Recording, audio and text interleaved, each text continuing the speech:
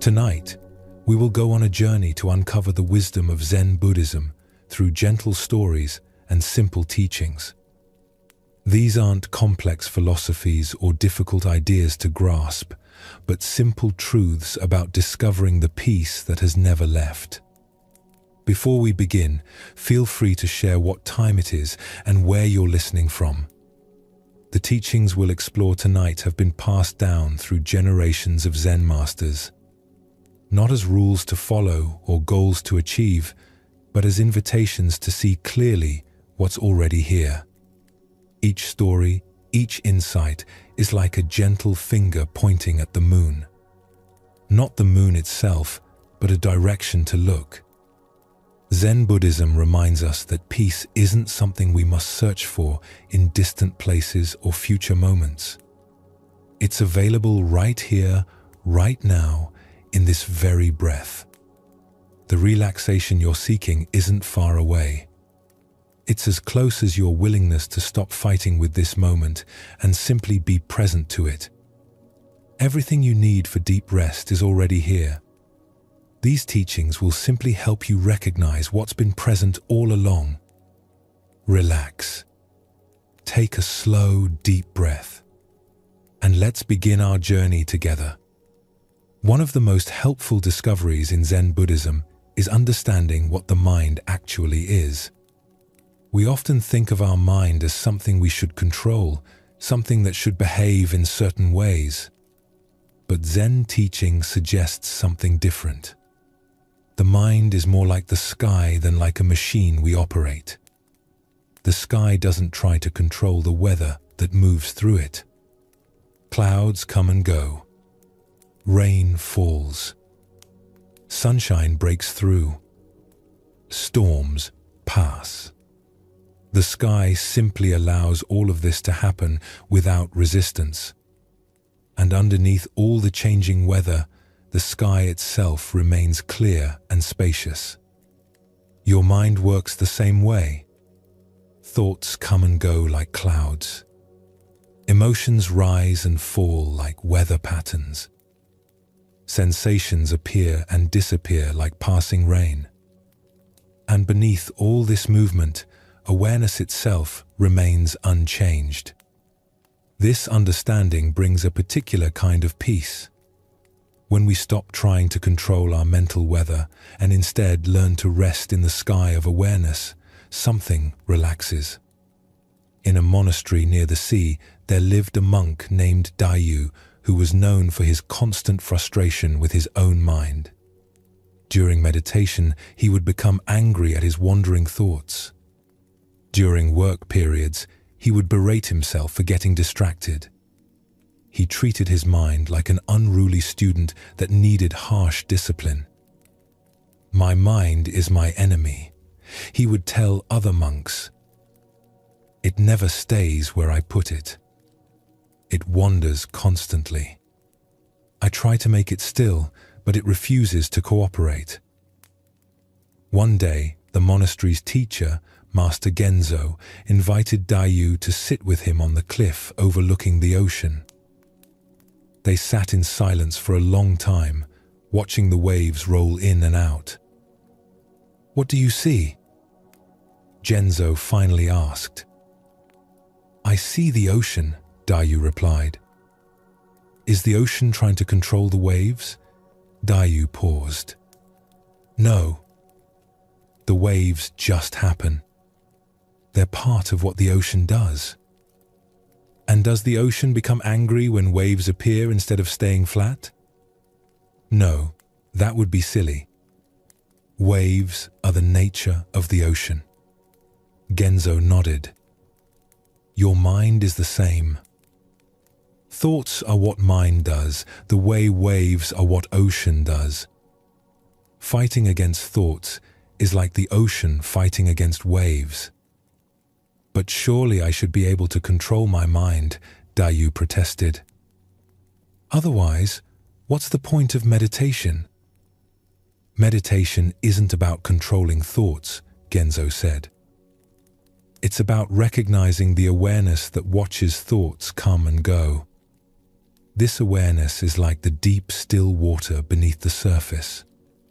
The waves don't disturb it. Over the following weeks, Dayu began to experiment with this new understanding. Instead of fighting his thoughts during meditation, he watched them the way he had watched the ocean waves. Some thoughts were big and dramatic, like storm waves. Others were small and gentle, like ripples. But all of them came and went on their own. He noticed something remarkable. When he stopped trying to control his thoughts, they actually settled down naturally. It was as if his effort to force stillness had been creating the very agitation he was trying to stop. One morning during meditation, a disturbing memory arose. In the past, Dayu would have pushed it away immediately, creating an internal battle. This time, he simply watched the memory appear, stay for a moment, and then dissolve on its own. It was like watching a cloud drift across the sky. "Master Genzo," he said later, "I think I understand now. The problem wasn't my thoughts. The problem was my relationship with my thoughts." "Yes," Genzo replied. "When we fight with our mind, we create two problems where there was only one. The thought itself and our struggle against it." This teaching about the mind's natural movement is central to Zen Buddhism's approach to peace. Most of us have been taught to view thoughts as something we should control. Good thoughts should be encouraged. Bad thoughts should be eliminated. The mind should be disciplined into proper behavior. But Zen suggests this entire approach creates unnecessary suffering. Thoughts are natural phenomena, no more good or bad than weather is good or bad. A rainy day isn't morally inferior to a sunny day. It's just weather. Similarly, a worried thought isn't morally inferior to a peaceful thought. It's just mental weather. The question isn't how to have only sunny mental weather. The question is how to remain at peace regardless of what weather appears. In another region, there was a farmer named Hiroshi who discovered this truth through his work in the rice fields. Hiroshi had always been a worrier. He worried about the weather, about the harvest, about his family's future. His mind was constantly generating concerns and anxieties. One season, a severe drought threatened the entire region's rice crop. Hiroshi found himself consumed with worry. He would lie awake at night, thinking about all the terrible things that might happen.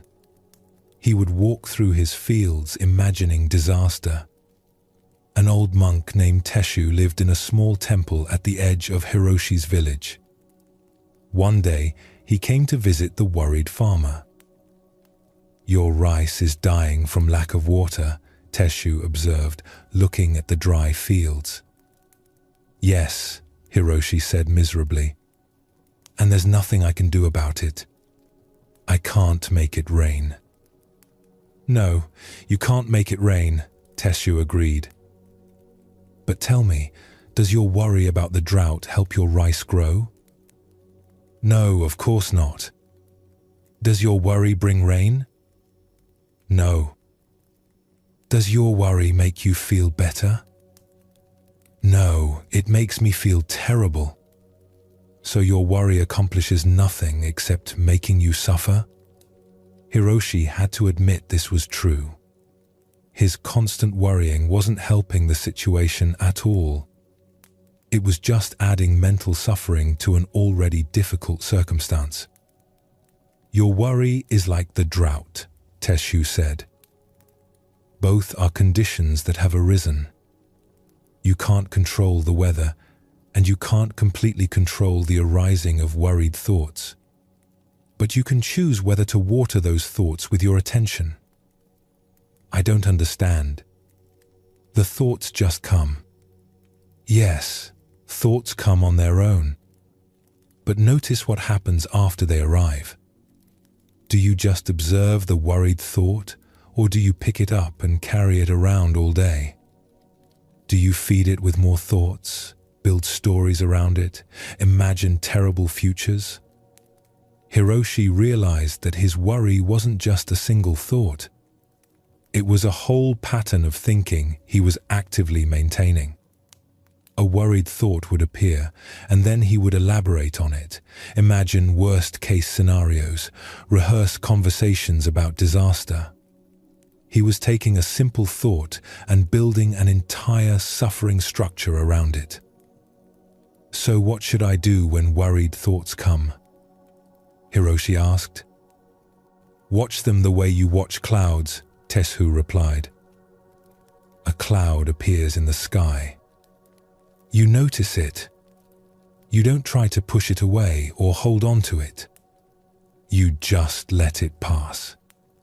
Worried thoughts are the same. They appear, you notice them, and if you don't feed them with attention, they pass on their own. Over the next few weeks, Hiroshi practiced this approach. When a worried thought about the drought would arise, he would notice it the way he might notice a bird flying overhead. There's a worried thought, he would observe, without diving into elaborating on it or arguing with it. Something unexpected happened. The worried thoughts didn't stop coming entirely, but they didn't consume him anymore. They would arise, linger briefly, and then fade away. And without the constant mental suffering, Hiroshi found he had more energy to do the things that actually helped, like digging deeper wells and organizing the village to share water resources. The rains eventually came. The rice was saved. But Hiroshi had learned something more valuable than how to survive a drought. He had learned how to be at peace even when difficult thoughts arose. This insight about not feeding our thoughts connects to a deeper understanding in Zen Buddhism. Our suffering often comes not from our circumstances or even from our initial thoughts about circumstances, but from what we do with those thoughts after they arise. A thought appears. This is natural and often beyond our control. But then we have a choice. We can observe the thought and let it pass, or we can grab onto it and build an entire mental world around it. Imagine you're sitting quietly and a thought arises. I made a mistake at work today. This is just a simple thought, a cloud passing through the sky of awareness. But watch what often happens next. We grab the thought. We replay the mistake in detail. We imagine what our co-workers are thinking. We predict negative consequences. We remember similar mistakes from years ago. We create stories about being incompetent. We rehearse conversations where we defend ourselves. Before long, that single simple thought has become an elaborate mental drama that can last for hours or even days. This is what Zen Buddhism means by feeding our thoughts. We take a passing cloud and build a storm system around it. In a mountain temple, there was a young monk named Ren who struggled terribly with anger. Small irritations would set him off. A fellow monk would make a thoughtless comment, and Ren would be angry for hours. Someone would interrupt his meditation, and he would silently rage. His teacher, Master Hakuin, watched this pattern with concern. One day, he asked Ren to help him in the garden. As they worked, Hakuin deliberately bumped into Ren, spilling soil on his clean robe. Ren felt anger flash through him immediately. His jaw clenched. His mind began generating angry thoughts. He's so careless. He did that on purpose. He has no respect for my efforts. But before Ren could say anything, Hakuin asked, "What just happened?" "You spilled soil on me," Ren replied, trying to keep his voice even. And what happened inside you? I felt angry. Feel angry or still feeling angry? Ren paused. The initial flash of anger, that split-second surge, had actually already passed. What remained was his thinking about being angry. I'm thinking angry thoughts, he admitted. So the anger itself lasted maybe 1 second, Hakuin observed. But you're planning to carry it around all day. You're building a story about my carelessness, imagining what you'll say to me, rehearsing your grievances. All of this is you, not me. This hit Ren hard. The original anger was a natural reaction, a flash of feeling that came and went in an instant. But the suffering he experienced, the hours of resentment he carried, that was all his own doing. He was taking a 1-second experience and extending it indefinitely through his own thinking. The first arrow is pain, Hakuin said. Someone hurts you, something goes wrong, a difficulty arises. This first arrow is often unavoidable. But the second arrow is the one you shoot yourself with your reactions, your stories, your refusal to let the moment pass. This second arrow creates most of your suffering. From that day forward, Ren began to distinguish between the first arrow and the second. When anger flashed, he would note it. There's anger. But he stopped building elaborate stories around it. The anger would arise, last for its natural duration, and then pass away. Other monks noticed the change in Ren. He became known for his evenness of temperament, not because he never felt anger anymore, but because he had learned to let it pass through without adding fuel to it. This distinction between the first arrow and the second arrow is one of Zen Buddhism's most practical teachings. We will encounter difficulties. Life will present us with moments that trigger fear, anger, sadness, frustration. These initial reactions are natural and often unavoidable. They're the first arrow. But then we have a choice. We can let these reactions pass like weather, or we can grab onto them and create elaborate structures of suffering around them. This is the second arrow, and unlike the first, it's optional. As you prepare for rest tonight, you might notice the thoughts that arise. Some will be pleasant. Some will be uncomfortable. Some will be neutral. All of them are just mental weather, clouds passing through the sky of awareness. You don't need to control which thoughts appear. You don't need to push away the uncomfortable ones or cling to the pleasant ones. You can simply let them all pass, the way the sky allows all weather to move through without resistance. There's another aspect of mind that Zen Buddhism explores. Not just the thoughts that arise, but the awareness that notices them. This awareness is sometimes called the witness, the observer, or simply presence. A student once asked the great master Bodhidharma, "My mind is not at peace. Please pacify my mind." Bodhidharma replied, "Bring me your mind, and I will pacify it." The student thought for a long time, trying to locate his mind, trying to grasp it and bring it forward. Finally, he said, "I cannot find my mind." "There," Bodhidharma said, "I have pacified your mind." This exchange points to something profound. The mind we're looking for, the mind we think we need to control or pacify, can't actually be found as an object. What we find instead is awareness itself, which was never disturbed to begin with. Think about this moment right now. Thoughts are happening. You're aware of these words. Other sensations might be present. But what is it that's aware of all this? Can you locate the awareness itself?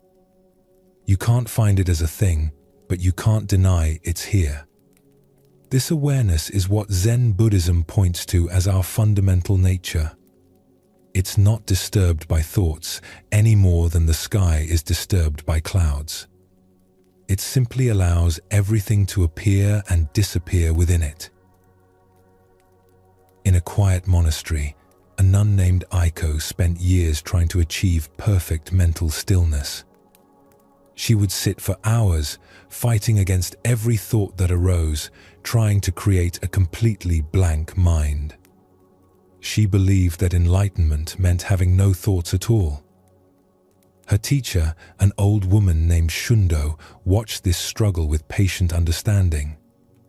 One day, she invited Aiko to sit with her by a pond. "What do you see?" Shundo asked. "I see water," Aiko replied. "I see the reflection of trees and sky. I see ripples from the wind. Is the water disturbed by these reflections?" Aiko looked more carefully. The surface was moving, yes, but the water itself seemed unchanged by what appeared on it. "No," she said slowly. "The water reflects everything, but it's not changed by what it reflects." "Your awareness is like this water," Shundo said. "It reflects everything, thoughts, feelings, sensations, all of life's experiences. But it's not disturbed by what it reflects. You've been trying to stop the reflections, but the water doesn't need to do that. It's already peaceful, already clear, even while reflecting everything." This teaching changed Aiko's entire practice. She stopped trying to achieve a blank mind and instead learned to rest as the awareness that allowed all mental content to arise and pass. Her meditation became effortless because she was no longer fighting with her own experience. Years later, students would ask Aiko how she had achieved such peace of mind. She would smile and say, "I stopped trying to achieve peace and recognized the awareness that was already peaceful." As you settle into rest tonight, you can explore this recognition yourself. Notice that you're aware. Notice that this awareness is here regardless of what thoughts or feelings are present. Notice that it doesn't need thoughts to stop in order to be at peace. This awareness is like the deep ocean beneath surface waves. The waves are real, they're happening, but they don't disturb the depths.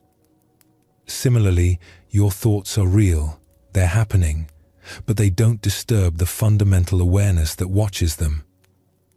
Zen Buddhism teaches that most of our mental suffering comes from forgetting this distinction. We identify with the waves and forget we're the ocean. We identify with thoughts and forget we're the awareness in which thoughts appear. Tonight, as thoughts arise, you can practice remembering. You can rest as the awareness that notices thoughts rather than identifying as the thinker of thoughts. This small shift in perspective often brings immediate relief. You don't need to make your mind stop thinking. You don't need to control your mental weather.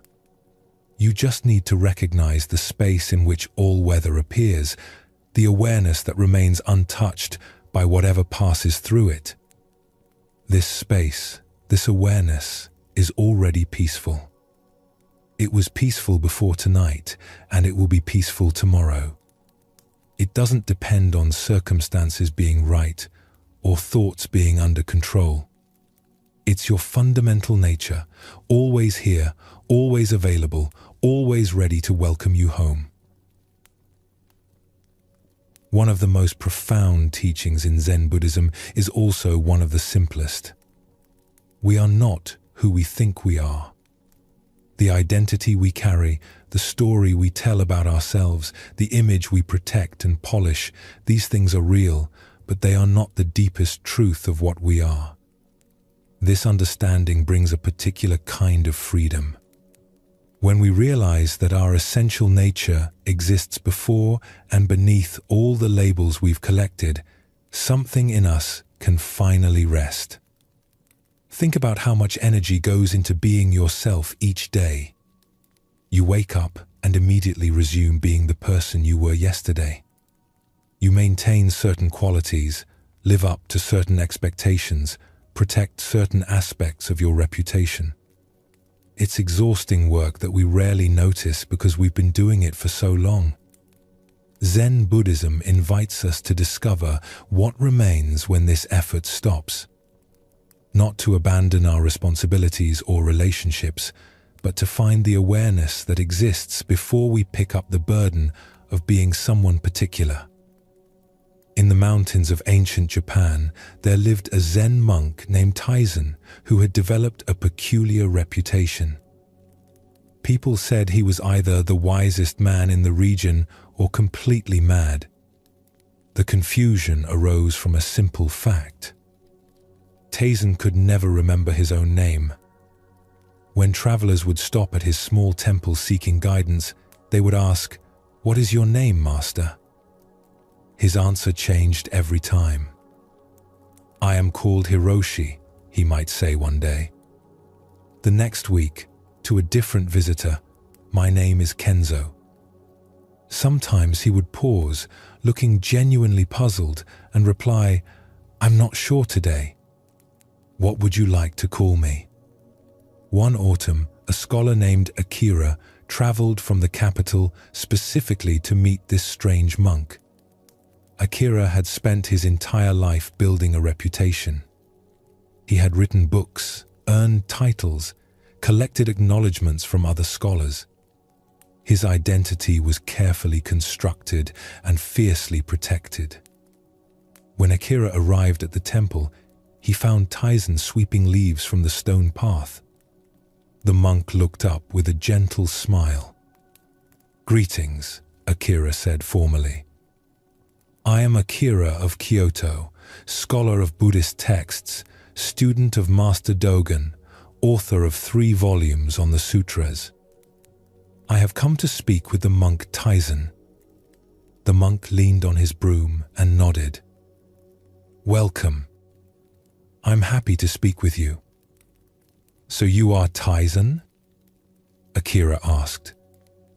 The monk tilted his head thoughtfully. "Am I? I suppose if that's what you're looking for, then yes, you've found him." Akira felt irritation rising. "Forgive me, but are you or aren't you the monk called Taizen?"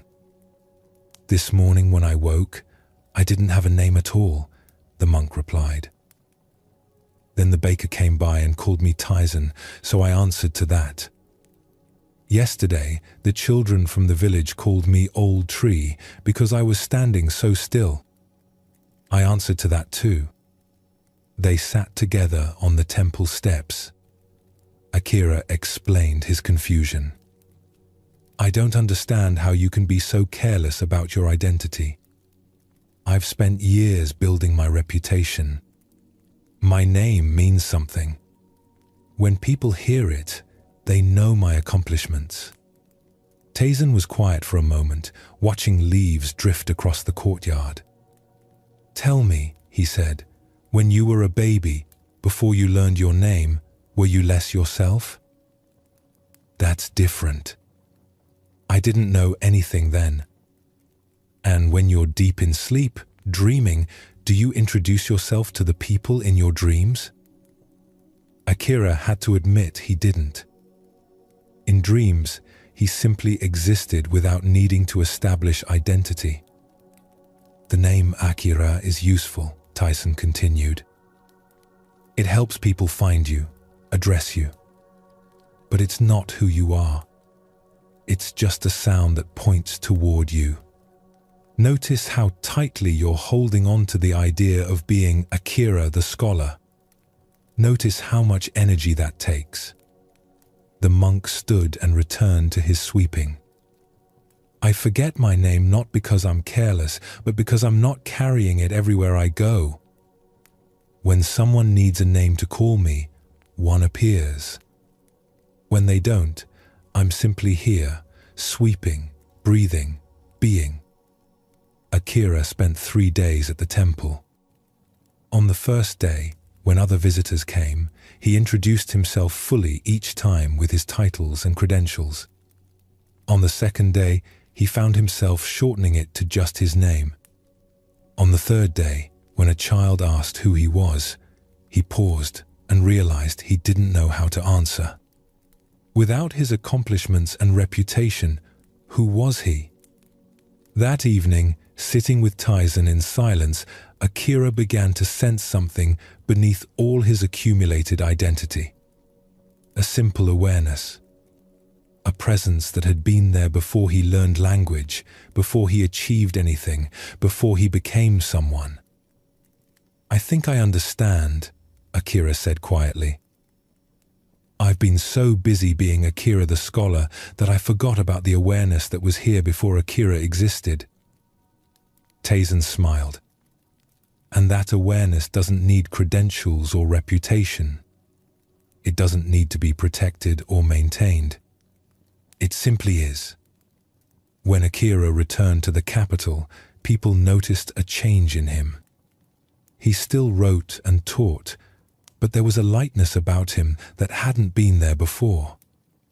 When asked about his time with the strange monk who couldn't remember his name, Akira would smile and say, "He taught me that the heaviest thing I was carrying was myself." This teaching about identity points to something Zen Buddhism calls our original nature. Before we learned our name, before we developed a personality, before we collected achievements and failures, something was already here. This fundamental awareness doesn't need improvement. It exists before effort, before becoming someone special. Many of us carry our identities like heavy coats we can never remove. We introduce ourselves not just with our names, but with everything we've done, everything we hope others will think of us. We defend these identities when they're questioned. We feel threatened when they're not recognized. But there's an exhausting quality to this constant maintenance. The self we've constructed requires endless attention. It needs to be fed with accomplishments, protected from criticism, displayed for approval. Consider how often your thoughts return to yourself, how you're being perceived, whether you're succeeding or failing, how you compare to others. This endless self-reference is like carrying a mirror everywhere, constantly checking your reflection to make sure you still look like who you think you should be. Zen practice offers relief from this constant self-monitoring. Not by destroying the self or pretending we don't exist as individuals, but by discovering what remains when we stop working so hard at being someone. In another monastery, far to the south, there was a young monk named Kenji who discovered this truth in a different way. Kenji was known as the most dedicated practitioner in his temple. He meditated longer than anyone else. He followed every rule perfectly. He could recite more sutras from memory than monks twice his age. Other students looked up to Kenji. Teachers praised his discipline. He had become known as the model monk, and he wore this identity with pride. One day, Kenji became ill with a fever that left him weak and unable to practice. For weeks, he couldn't sit in meditation. He couldn't attend ceremonies. He couldn't demonstrate any of the qualities that had defined him as the exemplary student. At first, this inability to practice filled him with anxiety. Without his rigorous schedule, without his reputation for dedication, who was he? His entire identity had been built on being the best practitioner, and suddenly he couldn't practice at all. He lay in the monastery infirmary, feeling like he had lost himself completely. One afternoon, the head monk, Master Soen, came to visit. "I've failed," Kenji said, tears in his eyes. "I can't practice. I can't be who I'm supposed to be." Master Soen sat beside his bed quietly. "Tell me," he said after a long pause, "who is it that knows you can't practice right now?" Kenji was confused by the question. "I do. I know I'm too weak." "And this one who knows, is it practicing or not practicing?" "It's just aware that the body is weak." So awareness continues, even when Kenji, the perfect monk, cannot perform? Something shifted in Kenji's understanding. He had been so identified with his role, his reputation, his practices, that he had forgotten about the simple awareness beneath all of it. This awareness didn't need to accomplish anything. It was here whether he was meditating brilliantly or lying sick in bed. "The practices you've been doing are valuable," Master Soen continued. "But they were never meant to create who you are. They were meant to help you recognize what was already here before you started practicing."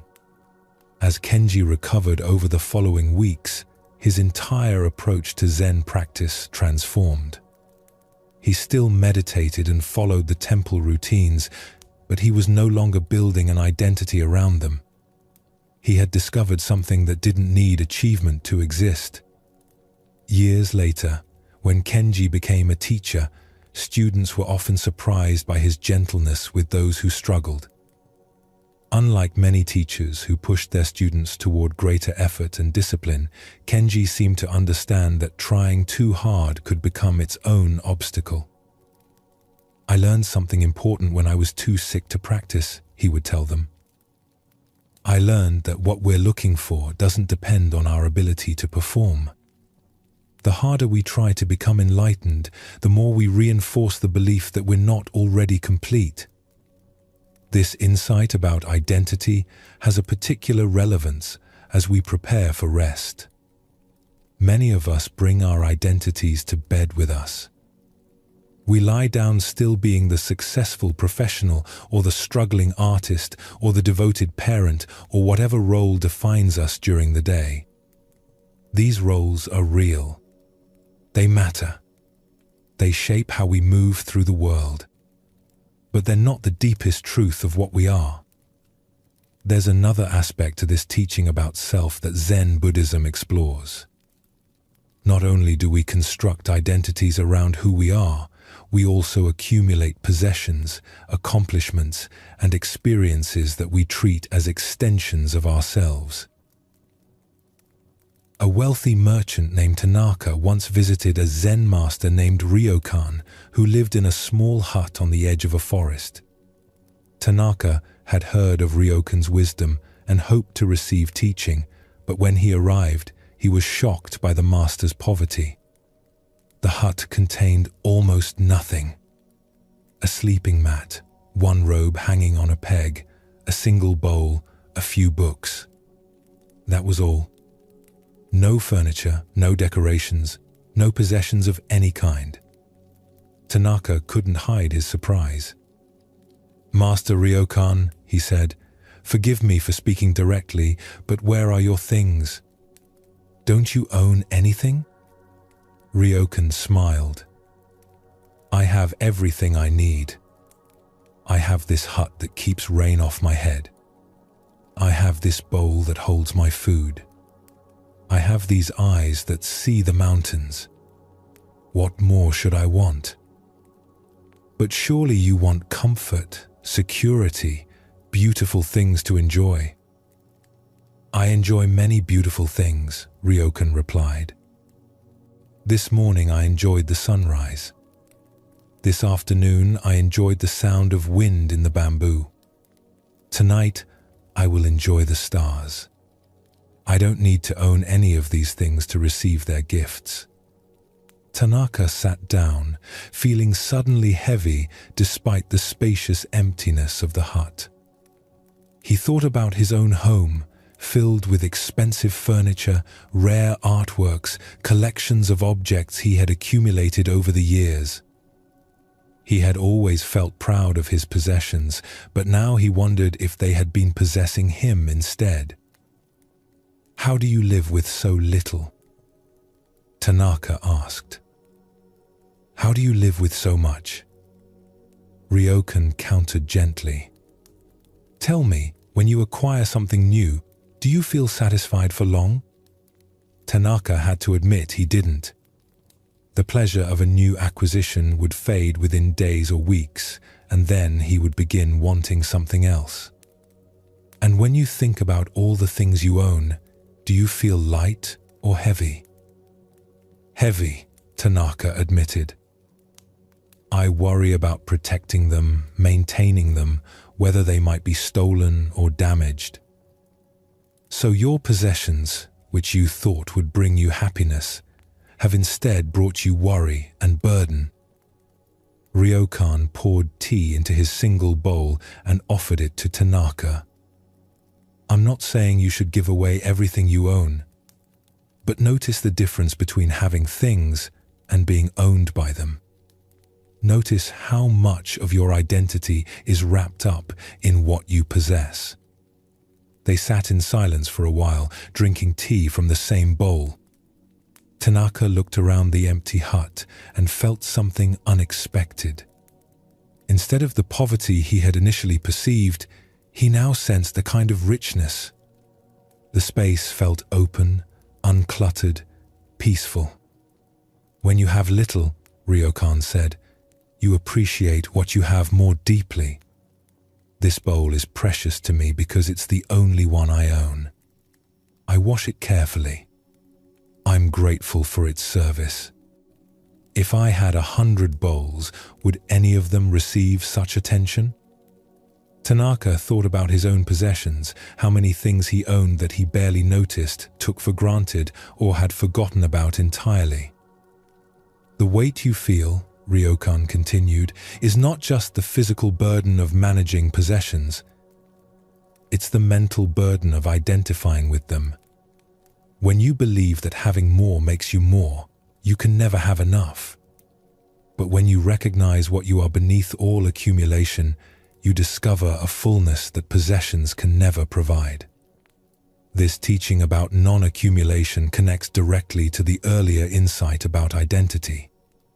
Just as we construct a self out of roles and achievements, we also try to build ourselves through accumulation. We collect experiences, possessions, accomplishments, relationships, treating them as proof of our worth or completeness. Zen Buddhism suggests that this accumulation, while natural, can become a burden. Each thing we identify with becomes something we must maintain and protect. Each achievement becomes part of a resume we must defend. Each experience becomes a story we must tell to prove we're living fully. But beneath this constructed self, made of accumulated parts, lies something that was never incomplete to begin with. This original nature doesn't need to be built or proven. It exists prior to all accumulation, complete in its simplicity. As you prepare for rest tonight, you might notice what you've been carrying. Not just physical possessions, but mental accumulations. The achievements you've collected. The experiences you hold as proof of your identity. The roles you maintain. The image you project. All of these things have their place in daily life. But they don't need to come to bed with you. For these hours of rest, you can let them all go, trusting they'll be there tomorrow if you need them. There's a story told about the great Zen master Bankei. He taught in a time of great interest in Buddhism, and students would travel from across Japan to study with him. Some came from wealthy families, others from poverty. Some were educated scholars, others simple farmers. Bankei noticed that students would often introduce themselves with elaborate descriptions of their backgrounds.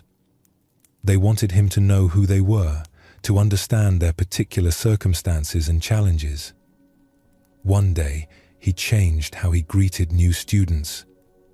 When they began their introductions, he would bow and say, "Welcome."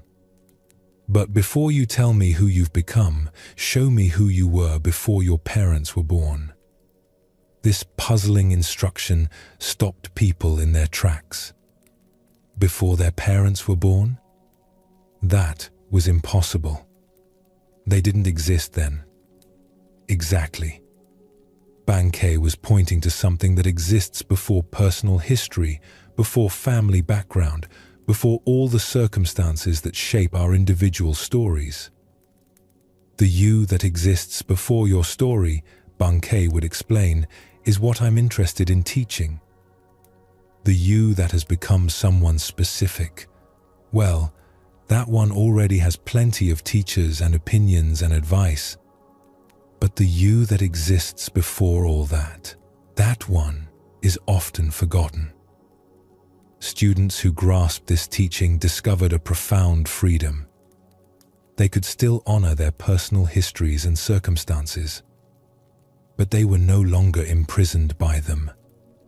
They had found something that existed independent of whether their life story was successful or tragic, elevated or ordinary. One student, a farmer named Jiro, was particularly struck by this teaching. He had always felt less worthy than the educated students at the monastery. He couldn't read many sutras. He didn't understand complex philosophy. He felt like a simple man in the presence of sophisticated practitioners. But Bankei's question changed everything. Before his story began, before he became a farmer or a student or anything else, what was he? In that moment before identity, there was no educated or uneducated, no sophisticated or simple. There was only the fundamental presence that would later take on all these forms. "Master Bankei," Jiro said one day, "I think I finally understand. The awareness that's here right now, listening to your words, this was here before I learned I was supposed to feel inferior to educated people." "Yes," Bankei replied. "And that awareness is not inferior or superior to anyone. It simply is." This recognition freed Jiro from a burden he had been carrying his entire life. He could still acknowledge the limits of his education without making them mean something about his fundamental worth. He was no longer his story. He was the awareness in which his story appeared. As you rest tonight, you can experiment with this same recognition. Before you became whoever you think you are, what was here? Before you accumulated your particular history, what was present? Before you learned your name and your role and your place in the world, what existed? This isn't about denying your story or pretending it doesn't matter. It's about finding the foundation that remains unchanged, regardless of what story unfolds. When we touch this place, we discover a rest that doesn't depend on our identity being secure, or our reputation being intact, or our accumulations being preserved. In Zen practice, this recognition often comes not through effort, but through a kind of relaxing. Like Taisen forgetting his name or Kenji too sick to maintain his perfect monk identity, sometimes we discover our original nature when the constructed self temporarily falls away. Sleep offers this same opportunity each night. As we drift toward unconsciousness, the one who has been maintaining an identity all day finally stops working. The roles we play fade. The image we project dissolves. The possessions we identify with become irrelevant. What remains is the simple presence that doesn't need to be anyone at all. Zen Buddhism teaches that this letting go isn't a loss, but a return. We're not losing ourselves in sleep. We're returning to what we were before we learned to be someone particular. And, in that return, we find the deepest rest possible. Tonight, as you settle toward rest, you can let this teaching support you. You don't need to figure out who you are or maintain any particular version of yourself. You don't need to hold on to your achievements or protect your accumulations. You can let all of that rest, trusting it will be there tomorrow if you need it.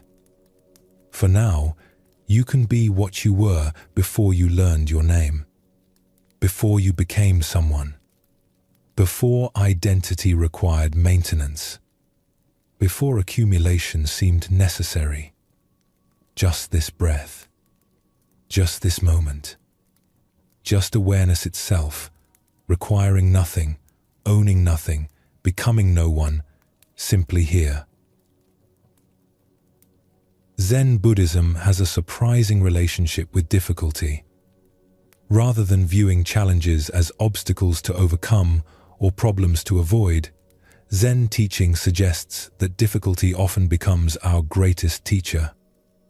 Not because suffering is good, but because our response to difficulty reveals something important about the nature of peace.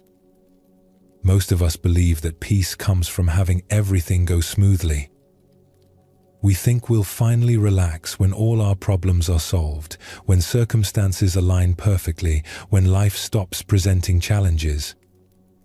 But Zen practice points to a different kind of peace, one that can exist even in the middle of difficulty. This isn't about pretending problems don't exist or forcing yourself to be happy when things are hard. It's about discovering a stability that doesn't depend on circumstances being perfect. In a small village, there was a gardener named Koji who took great pride in his work. He tended the gardens of a wealthy family, creating beautiful arrangements of flowers and carefully pruned trees. Everything had to be perfect. Every leaf in its right place, every branch shaped exactly as it should be. One spring, Koji planted a bed of rare orchids that had taken him months to acquire. He watched over them carefully, protecting them from too much sun, too much rain, any threat to their delicate beauty. The orchids bloomed magnificently, and Koji felt deep satisfaction. Then, one morning, he arrived to find that wild vines had grown through the garden overnight. They had wrapped around his precious orchids, choking some of them, pulling others from the soil. Koji was devastated. Weeks of work destroyed. He spent the entire day pulling out the vines, trying to save what orchids he could. He was angry, frustrated, muttering to himself about the unfairness of it all. By evening, he had cleared most of the damage, but several orchids were lost. An old monk named Soko, who sometimes walked through the village, happened to pass by as Koji was finishing his work. He saw the gardener's distress and sat down on a nearby bench. "Difficult day?" Soko asked. Koji explained what had happened, his voice still tight with frustration. "I did everything right. I was so careful. And now this disaster." Soko nodded sympathetically. "May I ask you something? Did you learn anything today?" Koji looked at him in surprise. "Learn? I learned that vines can destroy a garden overnight. And I need to check for them more regularly. And?" Koji paused, thinking. "I suppose I learned which orchids are more resilient. The ones that survived are stronger varieties. What else?" "I learned," Koji stopped, considering. "I learned that I can't control everything, no matter how careful I am." Soko smiled gently. "So this disaster, as you call it, taught you several valuable things. It showed you what works and what doesn't. It revealed which plants are truly strong. It reminded you that gardens, like life, have their own way of unfolding that includes both beauty and difficulty." "But I lost so much work," Koji protested. "Yes, you did. And that loss is real, and your disappointment is natural. But notice how you're turning one difficulty, the lost orchids, into double suffering by fighting against the reality of what happened. Over the following weeks, Koji found himself thinking about Soko's words. He began to notice how his gardens taught him more through difficulty than through easy success. When plants thrived without effort, he learned little. But when something went wrong, he had to pay attention, adapt, understand the plants more deeply. He started approaching his work differently. He still did his best to create beautiful gardens, but he no longer demanded perfection from every moment. When difficulties arose, instead of seeing them as disasters, he began to see them as information. What was this difficulty teaching him? Years later, people would say that Koji's gardens had a particular quality to them.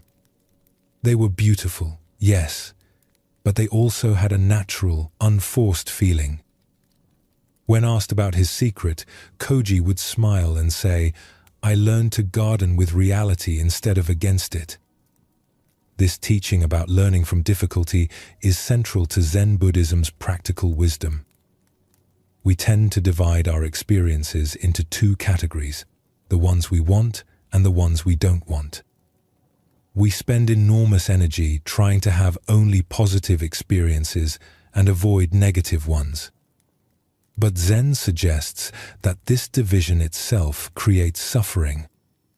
Life includes both ease and difficulty, pleasure and pain, success and failure. When we resist this natural rhythm, we add a layer of struggle to every difficult moment. Think about how you typically respond when something goes wrong. Perhaps your immediate reaction is to think, "This shouldn't be happening," or "Why is this happening to me?" This resistance to what is already happening doesn't change the situation, but it does create additional suffering. There's a difference between pain and suffering that Zen Buddhism explores carefully. Pain is the inevitable experience of being human. Bodies get sick, relationships end, plans fail, losses occur. This is the first arrow we talked about earlier, the unavoidable difficulties of existence. But suffering is what we add to pain through our resistance and stories. When we fight against difficulty, insisting it shouldn't be here, creating elaborate narratives about unfairness, this is the second arrow. And often, this second arrow hurts more than the first. A merchant named Taro once traveled to see a Zen master named Dogen. Taro had recently lost his business to a fire.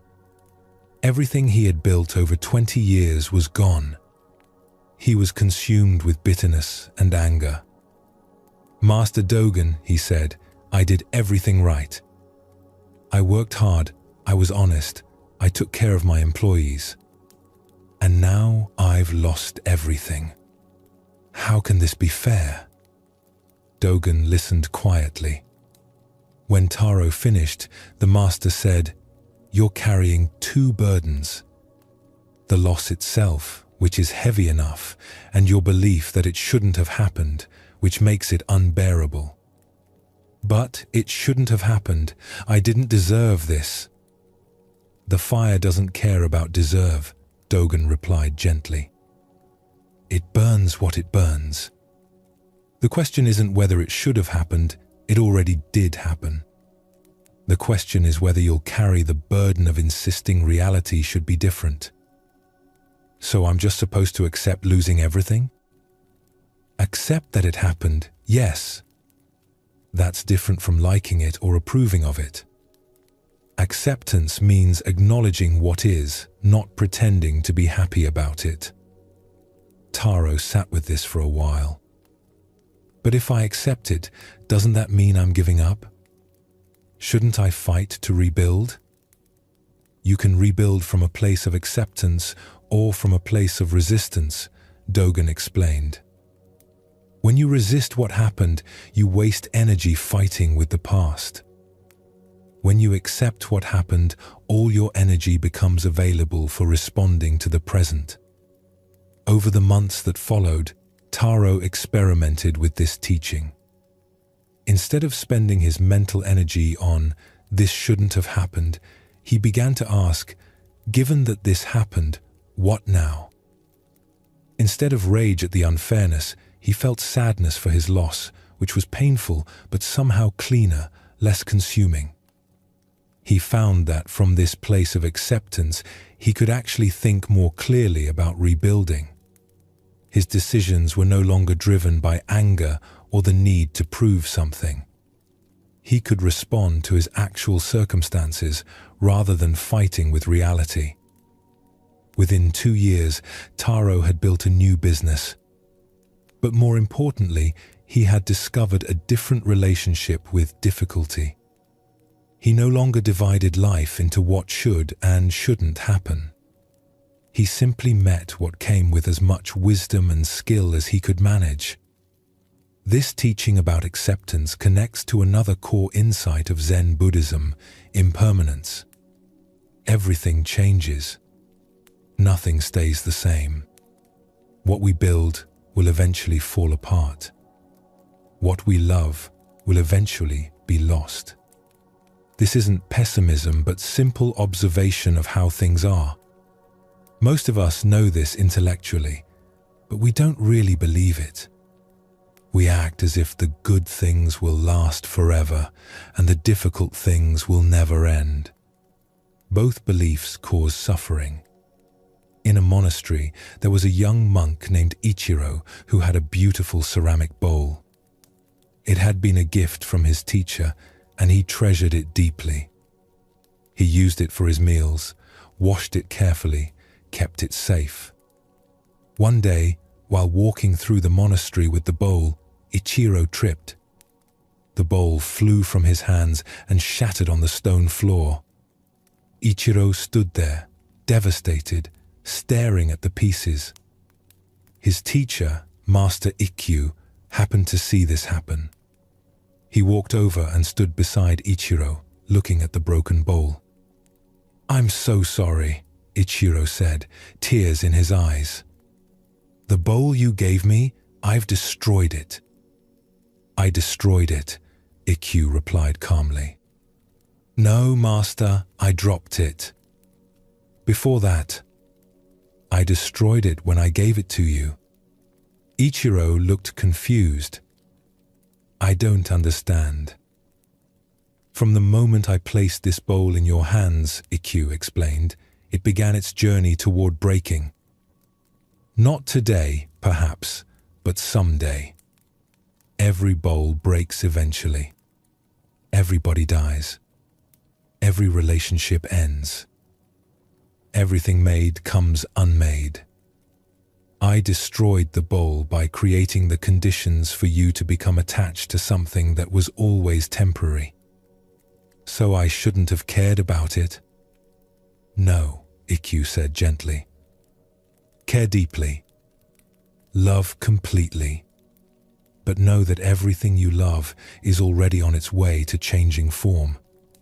This knowledge doesn't make love less precious. It makes it more precious because you know it won't last forever." Ichiro carefully gathered the pieces of the bowl.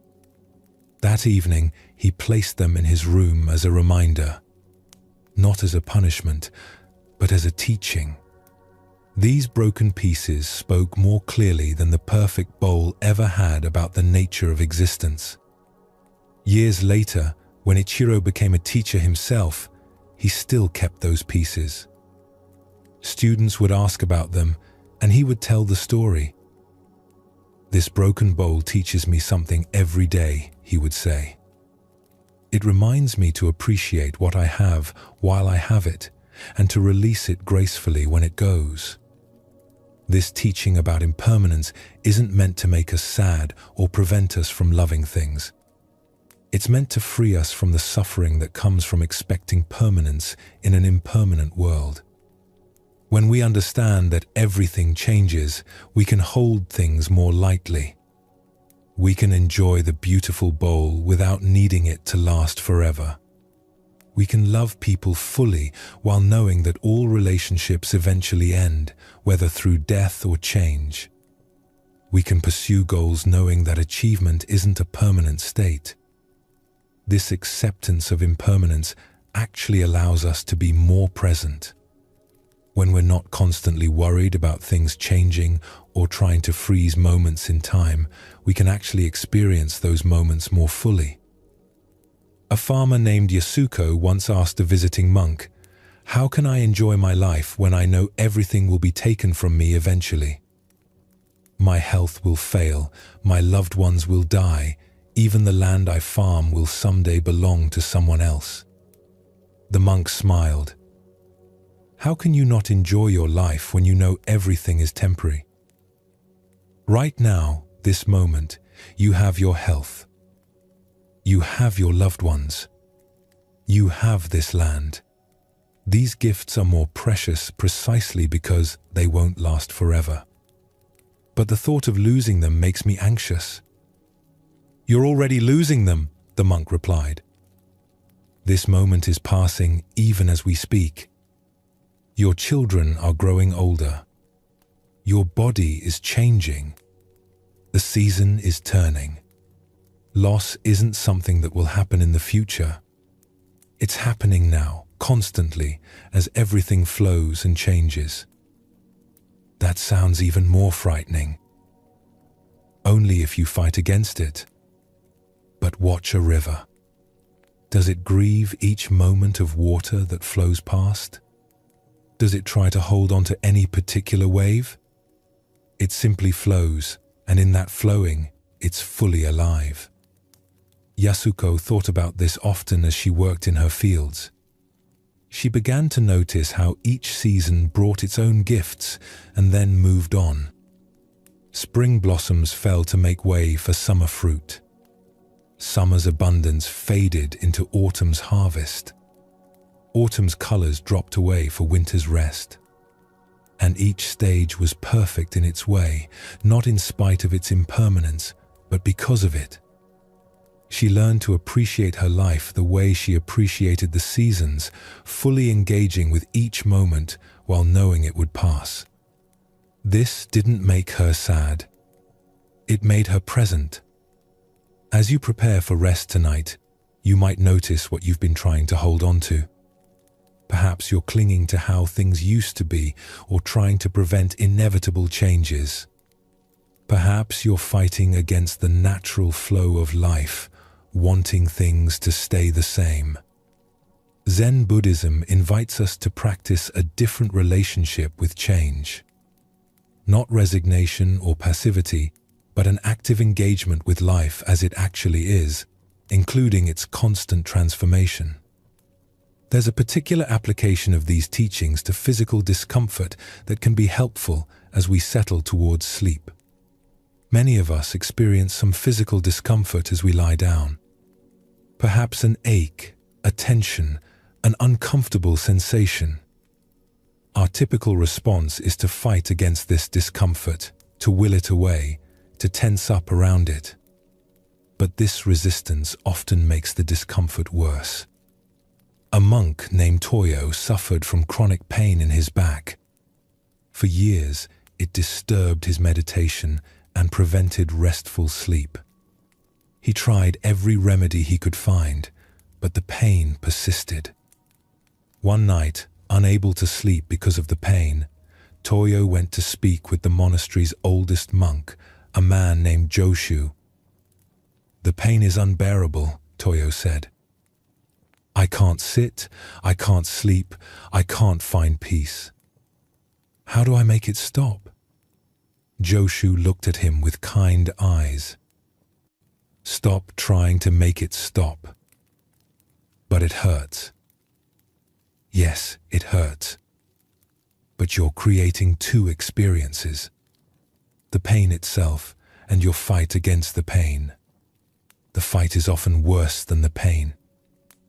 "How can I not fight against pain?" "Feel exactly where the pain is," Joshu instructed. Not the story about the pain or what it means or how unfair it is, just the actual sensation itself. Toyo closed his eyes and brought his attention to his back. Instead of the massive, overwhelming pain he usually experienced, he found something more specific. A sharp sensation in one area, a dull ache in another, a tightness across his lower back. Notice that the pain changes moment to moment, Joshu continued. It's not one solid block of suffering. It pulses, shifts, sometimes eases slightly, sometimes intensifies. Can you feel this movement? As Toyo paid careful attention, he noticed that his experience of pain was constantly changing. It would sharpen, then ease slightly, then shift location.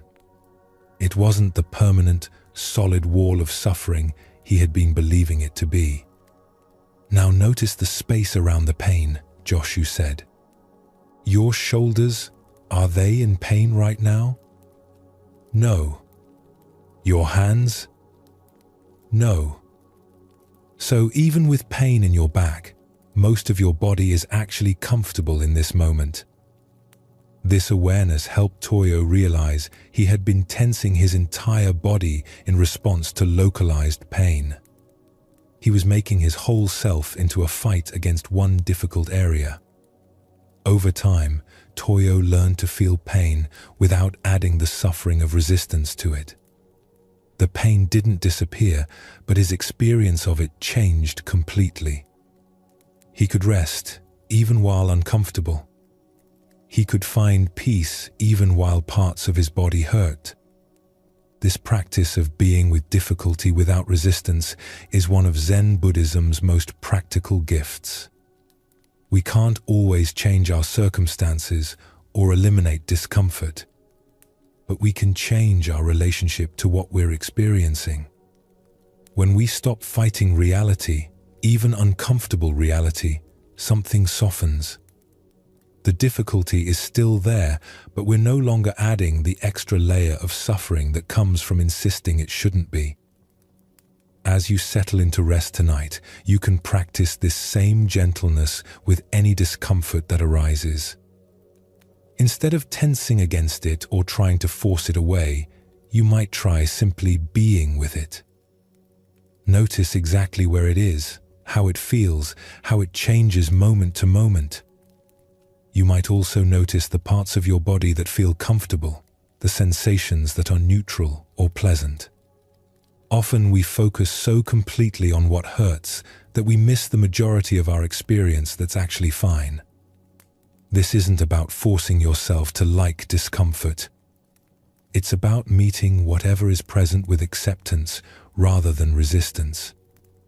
And in that acceptance, you might find that the discomfort itself often begins to ease. Zen Buddhism teaches that peace isn't the absence of difficulty. It's the presence of acceptance, the willingness to be with life as it actually is, rather than how we wish it would be. This acceptance doesn't make us passive or resigned. It makes us responsive, able to meet each moment with clarity, rather than fighting with reality. Tonight, as you release into rest, you can let go of the exhausting work of resisting what is. Whatever is present, whether comfortable or uncomfortable, pleasant or difficult, wanted or unwanted, it's already here. Fighting against it won't change that, but accepting it might change everything. Zen Buddhism has a particular way of understanding our relationships with other people. It suggests that the difficulties we experience with others often reveal something important not about them, but about ourselves. The irritation we feel, the judgments we make, the resentments we carry, these often say more about our own minds than about the people we're reacting to. This doesn't mean that difficult people aren't actually difficult. It means that our suffering about difficult people comes largely from how we hold them in our minds. Most of us carry others with us long after interactions end. Someone says something hurtful, and we replay it for days. Someone treats us unfairly, and we rehearse arguments with them in our thoughts. Someone disappoints us, and we build elaborate stories about their character and intentions. Zen practice invites us to put these burdens down. Not because the other person deserves our forgiveness, or because what they did was acceptable, but because carrying resentment hurts us more than it hurts them. In a village, there lived a shopkeeper named Masako who prided herself on her fairness and honesty. She worked hard, treated customers well, and built a good reputation over many years. One day, a new merchant moved to the village and opened a shop near hers. This merchant, a man named Hideo, seemed to have no sense of honesty. He would lie about his goods, cheat customers when he could, and spread false rumors about other merchants to make himself look better. Masako watched with growing anger as Hideo's dishonest practices succeeded. People who didn't know better would shop at his store, believing his lies. Some even stopped coming to Masako's shop after Hideo told them false things about her. She found herself thinking about Hideo constantly. During the day, she would imagine confronting him. At night, she would lie awake, angry about his latest deception. She would tell anyone who would listen about his dishonest behavior. A traveling monk named Ryokan stopped at Masako's shop one day. He noticed her agitation and asked what was troubling her. Masako poured out the whole story about Hideo's dishonesty and how unfair it all was. Ryokan listened carefully. When she finished, he asked, "This Hideo, does he think about you as much as you think about him?" "I don't know." "Probably not." "So you're giving him space in your mind rent-free, while he's likely not thinking about you at all?" This simple observation struck Masako. She had been carrying Hideo around in her thoughts constantly, letting him disturb her peace while he was probably going about his life without giving her a second thought. "But someone should do something about his behavior," she protested. "Perhaps. But is your constant anger helping with that? Is your resentment changing his behavior?" Masako had to admit it wasn't. Her anger was only making her miserable. It wasn't affecting Hideo at all. "Your anger is like drinking poison and expecting the other person to die," Ryokan said gently. "It hurts you, not him. So I should just accept his dishonesty?" You can recognize dishonesty without letting it consume you. You can respond to it practically without carrying it in your heart. The question isn't what Hideo deserves. The question is whether you want to continue poisoning yourself with resentment. Over the following weeks, Masako practiced a different approach. When she noticed herself thinking about Hideo, she would simply acknowledge the thought and let it pass. She stopped telling stories about him to customers. She focused on her own honest work instead of monitoring his dishonest behavior. Something unexpected happened. As she stopped feeding her resentment with constant attention, it began to fade. And as her mind became quieter, she could actually think more clearly about practical responses to the situation. She began keeping careful records of her own business practices, so any false rumors Hideo spread could be easily disproven. She treated her customers even better than before, building such strong relationships that rumors couldn't shake them.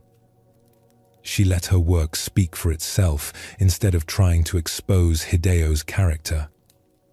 Within a year, most villagers had figured out Hideo's dishonesty on their own. His business declined while Masako's continued to thrive. But more importantly, Masako had learned something valuable. She had discovered that she could respond to difficulty without carrying it in her heart. This teaching about releasing resentment is central to Zen Buddhism's approach to relationships. We often believe that our anger at others is justified, that it serves a purpose, that it somehow holds them accountable. But resentment rarely serves these functions. Mostly, it just makes us suffer. Think about someone you resent. Perhaps someone who wronged you, someone who treated you unfairly, someone who disappointed you. Now notice what happens in your body when you think about them. Does your jaw tighten? Your stomach clench? Your breathing become shallow? This physical response is happening in your body, not theirs. Your resentment is a burden you carry, not a burden you're placing on them. The person you resent might be sleeping peacefully right now while you lie awake thinking about what they did. Zen Buddhism suggests that releasing resentment isn't about the other person at all. It's about refusing to let their actions continue to hurt you through your own thinking. There's a deeper aspect to this teaching about how we relate to others. Zen Buddhism invites us to look beneath surface behavior to the suffering that often drives it. People who act badly are usually people who are hurting badly. A monk named Hakuin had a young student who was causing problems in the monastery. This student, Keiji, was angry, disruptive, disrespectful to others. The other monks wanted Keiji expelled. They couldn't understand why Hakuin kept allowing him to stay. One day, one of the senior monks asked Hakuin directly, "Master, why do you tolerate Keiji's behavior? He's rude, he doesn't follow rules, he disturbs the peace of the monastery. Why don't you send him away?" Hakuin replied, "Because he needs us most." "But he doesn't seem to want to be here." "He fights against everything we teach." "That's how I know he needs us," Hakuin said. "People who are at peace don't fight everything. Keiji's anger tells me he's in great pain." Over time, Hakuin learned Keiji's story. The young man had grown up with a violent father who beat him regularly. He had learned that the world was dangerous, that showing vulnerability led to pain, that he had to fight constantly to protect himself. Hakuin understood that Keiji's disruptive behavior wasn't about the monastery or the other monks. It was about old wounds he was carrying. Every time someone tried to teach him, he heard his father's criticism. Every time someone showed kindness, he suspected manipulation. His anger was a defense against pain that had nothing to do with present circumstances. With this understanding, Hakuin approached Keiji differently. He didn't excuse the behavior or pretend it was acceptable, but he responded to the pain beneath the behavior rather than just reacting to the surface actions. When Keiji was rude, Hakuin would calmly set boundaries without attacking his character. When Keiji lashed out, Hakuin would give him space without abandoning him. When Keiji showed small moments of openness, Hakuin would notice and acknowledge them. Very slowly, over many months, Keiji began to change. The constant fighting began to ease. He started to trust that this place was different from his childhood home. He began to lower his defenses. Years later, Keiji became one of the monastery's gentlest monks. When difficult students would come, he understood them in ways others couldn't. He had learned that the people who seem hardest to love are often the ones who need love most desperately. This teaching about seeing beneath surface behavior doesn't mean we should tolerate abuse or pretend that harmful actions are acceptable. It means we can respond to difficulty while still recognizing the humanity of difficult people. When someone treats us badly, our immediate reaction is usually to see them as bad. We create a simple story. They're the villain, we're the victim. But Zen Buddhism invites us to notice that this simple story usually misses something important. The person who's cruel to you might be carrying wounds from their own experiences of cruelty. The person who's dishonest might be terrified of being vulnerable. The person who's controlling might feel deeply out of control inside. This doesn't excuse their behavior, but it does help us understand it.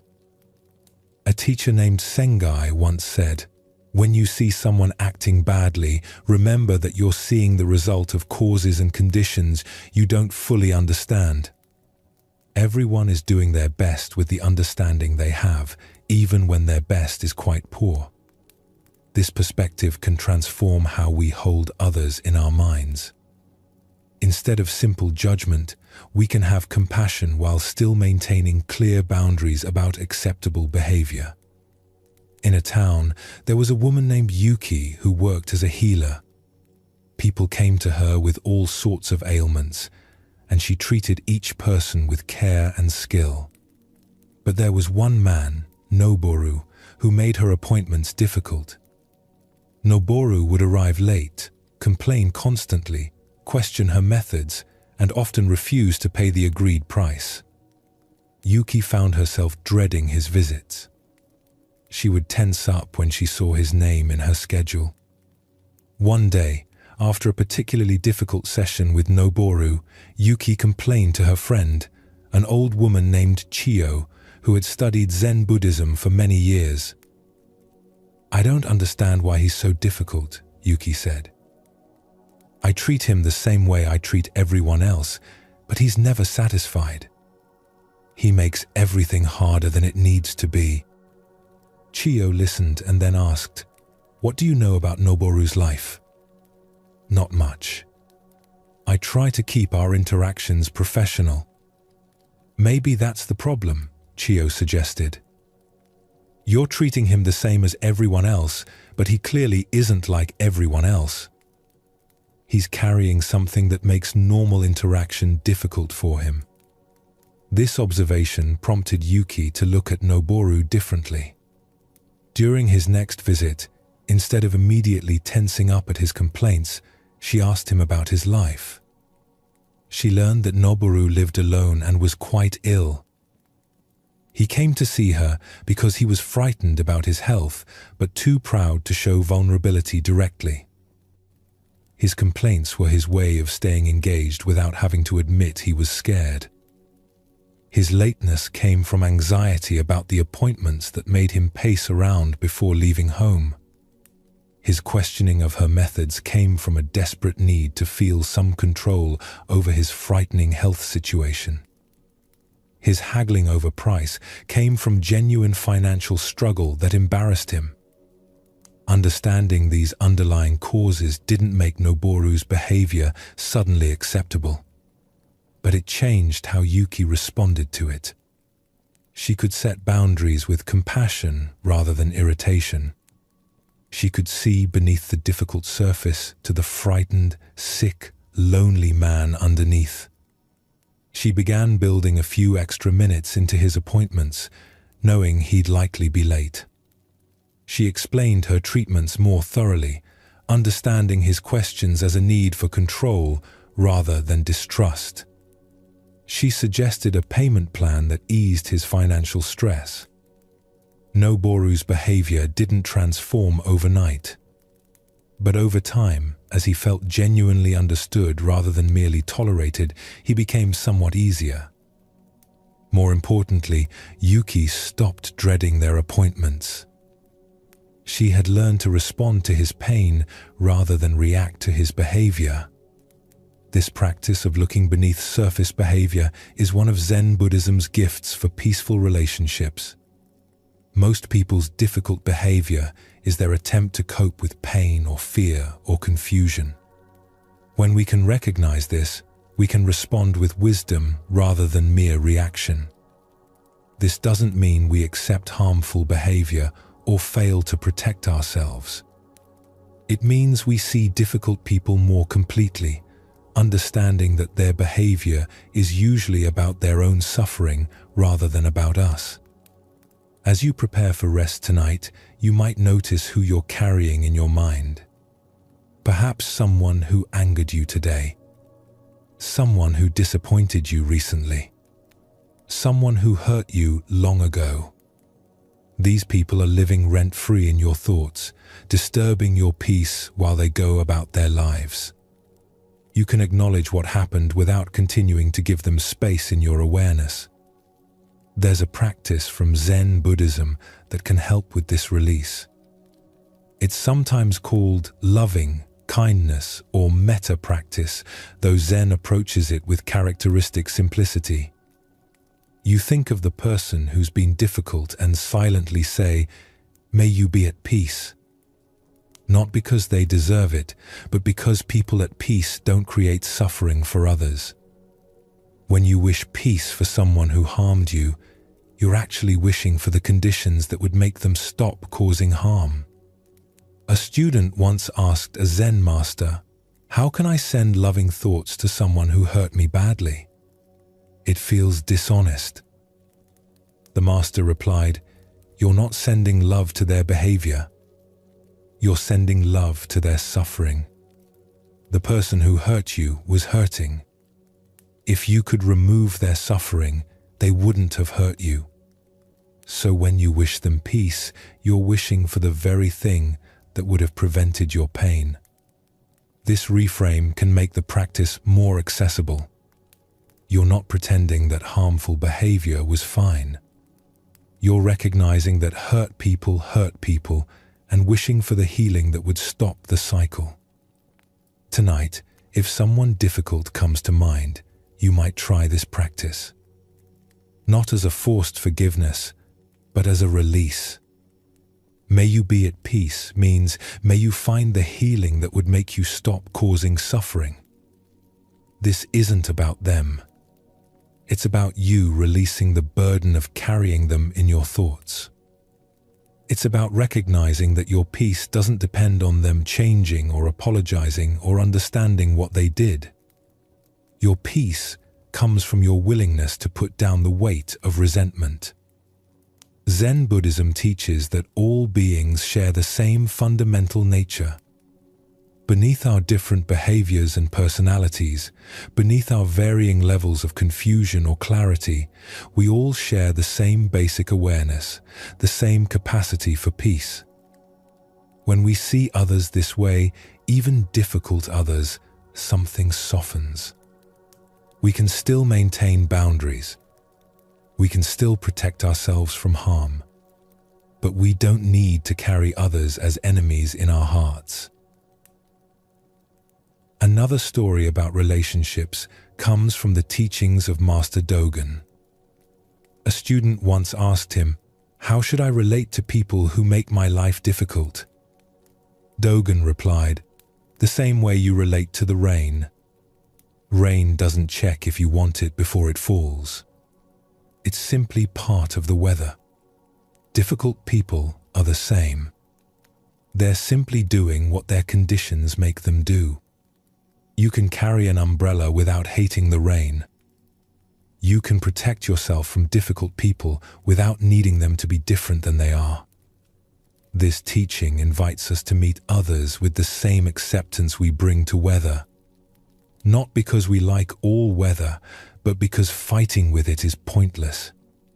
We respond to the conditions while remaining internally free. As you settle into rest, you can practice this same freedom. Let the difficult people in your life be who they are while you remain at peace. Let go of needing them to change or apologize or understand. Let go of the stories about them that run through your mind. For these hours of rest, you can be free from all relationship difficulties.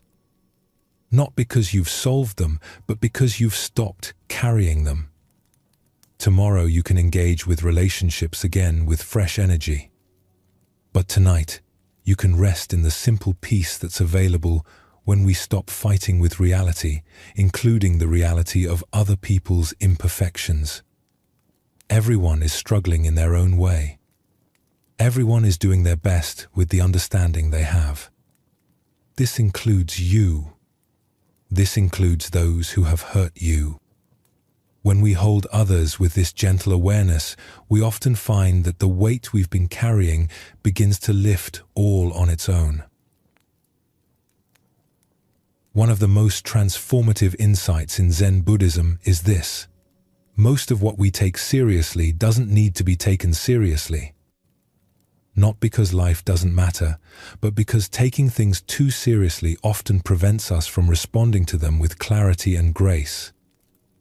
We walk through life treating every difficulty as a crisis, every setback as a disaster, every criticism as a wound. We carry the weight of our circumstances with heavy solemnity, believing this heaviness somehow shows we're taking life seriously enough. But Zen teaching suggests that lightness is often wiser than heaviness. When we hold our concerns more gently, we can actually address them more effectively. When we stop making everything into such a big deal, we often discover that most things weren't such a big deal to begin with.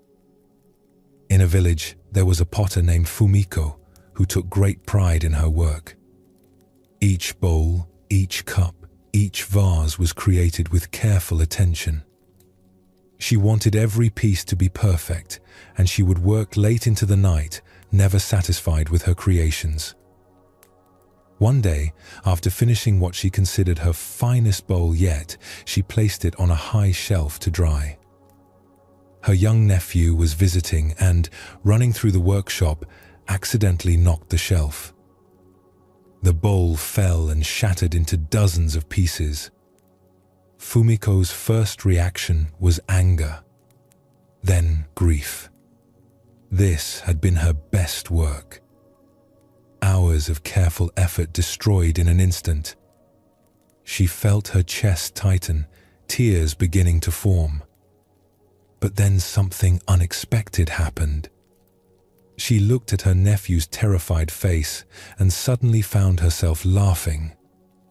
Not a bitter laugh, but genuine amusement at the absurdity of the situation.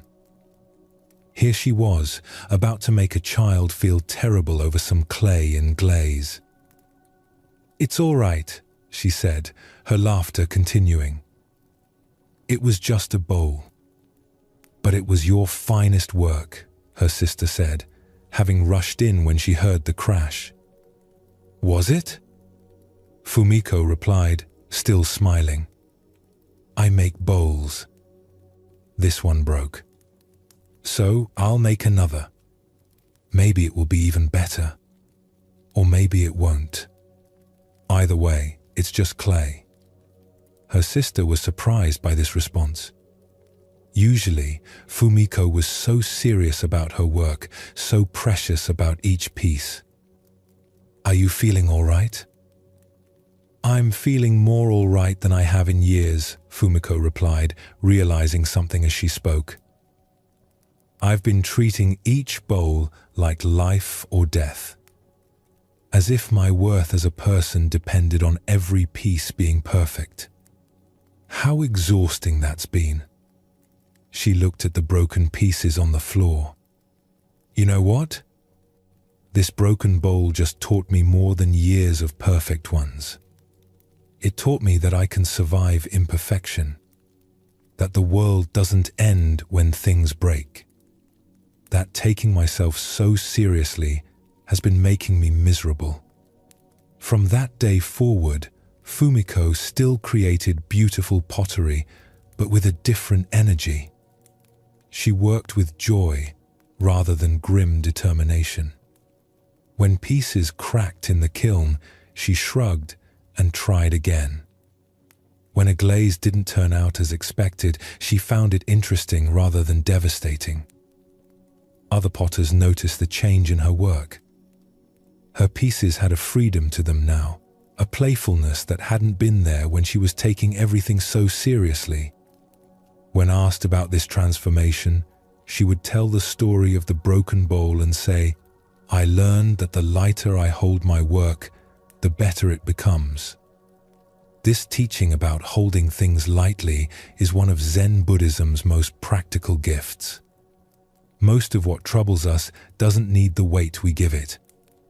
We can care deeply about things without making them into matters of ultimate importance.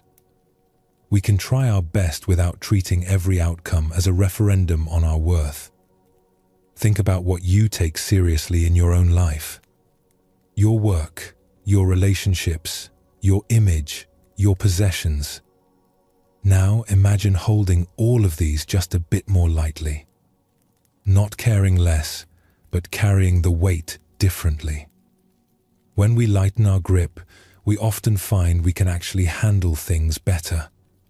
The rigid control that comes from taking everything too seriously often makes us less effective, not more.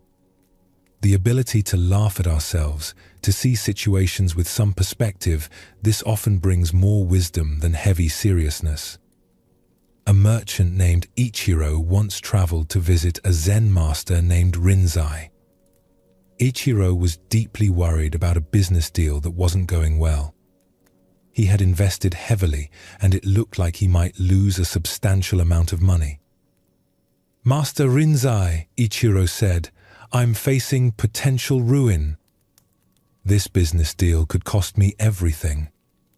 I can't sleep, I can't think about anything else. How do I handle such a serious situation?" Rinzai listened and then asked, "In 100 years, will anyone remember this business deal?" "Probably not," Ichiro admitted. "In 100 years, will anyone remember you?" "No, I suppose not." "In 100 years, will it matter at all whether this deal succeeded or failed?" "No." "Then why are you treating it like the most important thing in the universe right now?" Ichiro felt irritation at this response. "Because it affects my life now. The consequences are real for me and my family." "The consequences are real," Rinzai agreed. "But are they as heavy as you're making them? You're acting as if your entire existence depends on this one deal. But you existed before this deal, and you'll exist after it, whatever the outcome. But my reputation, my livelihood, yes, those might change. And if they do, you'll respond to the new circumstances. Humans are remarkably adaptable. But you're suffering now not because of what's actually happening, but because of how seriously you're taking what might happen." Rinzai smiled gently. "I'm not saying don't care. I'm saying notice the difference between caring and making something into a catastrophe. You can address your business situation with full attention while holding it all more lightly." Over the following weeks, Ichiro experimented with this lighter approach. When worried thoughts about the deal would arise, he would notice them and think, "In 100 years, none of this will matter." This perspective didn't solve his business problems, but it did ease his mental suffering about them. Interestingly, with less anxiety clouding his mind, he actually made better decisions about the situation. The deal didn't end up working out, and he did lose money. But he found he could handle this loss much more gracefully than he had imagined. It was disappointing, yes, but not the catastrophe he had built it up to be in his mind. Years later, Ichiro would say that losing that business deal was one of the best things that happened to him, not because of the loss itself, but because it taught him how to hold life more lightly. This teaching about perspective connects to another aspect of Zen Buddhism, the practice of questioning our thoughts. We often accept our thoughts as absolute truth, believing everything our mind tells us. But Zen invites us to examine thoughts more carefully. A monk named Daichi had developed a habit of constant mental commentary. Whatever happened, his mind would immediately generate opinions, judgments, and stories about it. a bird would fly past, and his mind would say, "That's a nice bird," or "Birds are annoying." Another monk would walk by, and his mind would create a story about what they were probably thinking. This constant mental chatter exhausted Daichi. His mind never rested because it was always commenting on everything. One day, his teacher, Master Ikkyu, asked him a simple question: "Is that thought necessary?" Daichi was confused. "Necessary? I don't understand. When you think, 'That's a nice bird,' is that thought necessary? Does it serve any purpose?" Daichi had never considered this before. "I suppose not. It's just what my mind does." Exactly. And that's the problem. Your mind is doing all sorts of unnecessary work. It's like leaving every light in your house on all the time. You're wasting energy. Ikkyu taught Daichi to pause before each thought and ask, "Is this necessary?" Not every thought, which would be exhausting in itself, but the habitual streams of commentary and judgment. Daichi began to notice how many of his thoughts served no purpose at all. The judgment about the bird didn't help him or the bird. The story about what another monk was thinking was usually wrong anyway. The constant comparing and evaluating and narrating was just noise. As he learned to let unnecessary thoughts pass without engaging with them, something remarkable happened. His mind became quieter naturally, not through effort or suppression, but through simply not feeding the unnecessary mental chatter.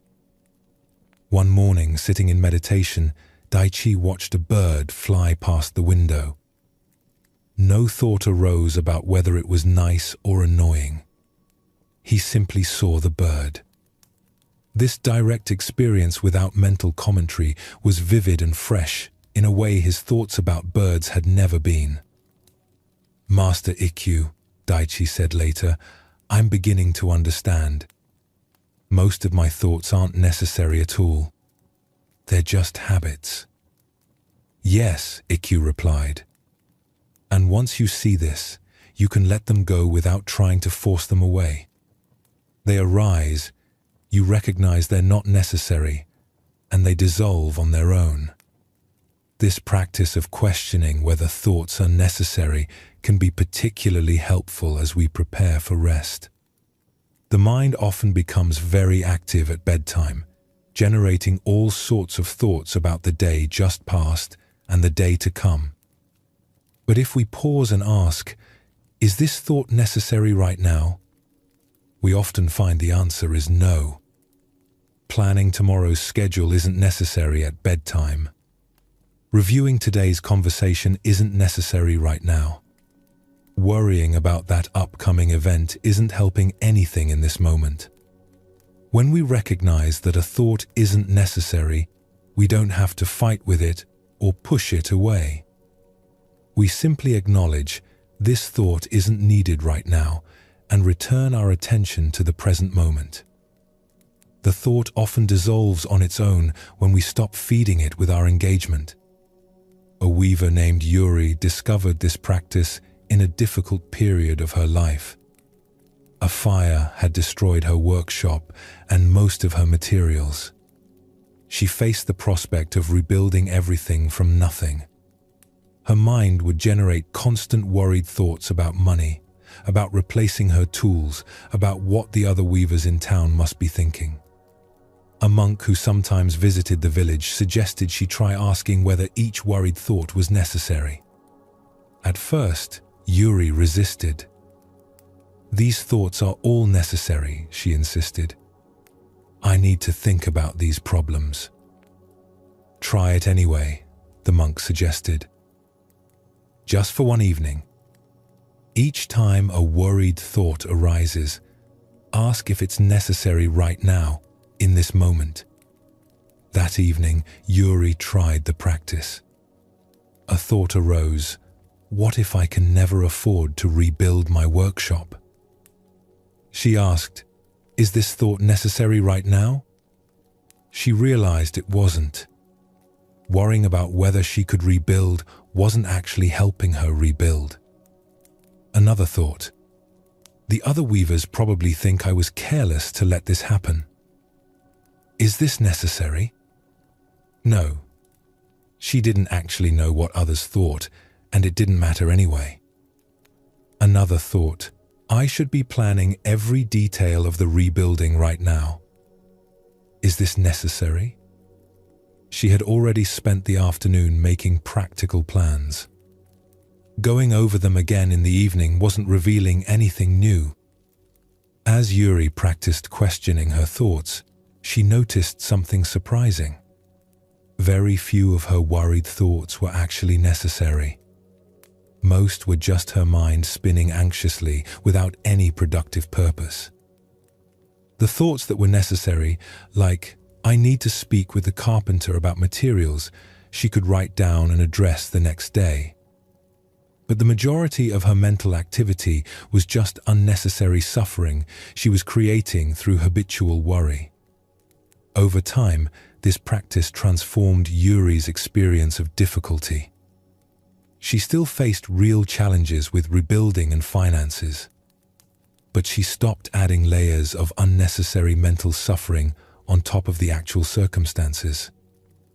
There's another beautiful teaching in Zen Buddhism about how we relate to pleasant experiences.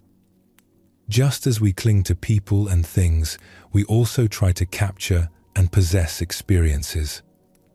But Zen suggests we can enjoy things more fully when we don't try to own them. A painter named Satoshi lived in a small house near a lake. Every evening, the sunset over the lake was spectacular, painting the water in brilliant colors. Satoshi loved these sunsets and would try to capture them in his paintings. But he was never satisfied with his paintings. They never quite captured the beauty he witnessed. He would work on painting after painting, trying to preserve the sunsets, becoming frustrated when his art fell short of the reality. One evening, an old woman named Chiyo was walking past his house as he painted frantically, trying to capture the sunset before it faded. "Beautiful sunset," Chiyo observed. "Yes," Satoshi said without looking up from his canvas, "but it's fading too quickly. I'm trying to capture it before it's gone." "Why?" Chiyo asked simply. Satoshi looked at her in surprise. "So I can keep it. So I can have this beauty whenever I want. But you have it right now. You're just not enjoying it because you're too busy trying to capture it." Satoshi realized she was right. He was so focused on painting the sunset that he wasn't actually experiencing it. He was trying to possess it rather than simply receiving it. Chiyo sat down on a bench near his easel. "Watch with me," she said. Together, they watched the sunset unfold without any attempt to capture or preserve it. The colors shifted and changed, moment by moment. The entire performance lasted perhaps 20 minutes, and then it was over. "Did you enjoy that?" Chiyo asked. "Yes," Satoshi said, surprised by how much more vivid the experience had been when he wasn't trying to capture it. "Will you remember it?" "I think so. Not every detail, but the feeling of it, yes." "Then you have it. Not in a painting that tries to freeze a living moment, but in your actual experience. This is a different kind of having, one that doesn't require possession." From that evening on, Satoshi's relationship with beauty changed. He still painted, but not with the desperate attempt to capture and preserve. He painted from memory and feeling, allowing his paintings to be interpretations rather than attempts at possession. He found that he enjoyed sunsets much more when he wasn't trying to own them.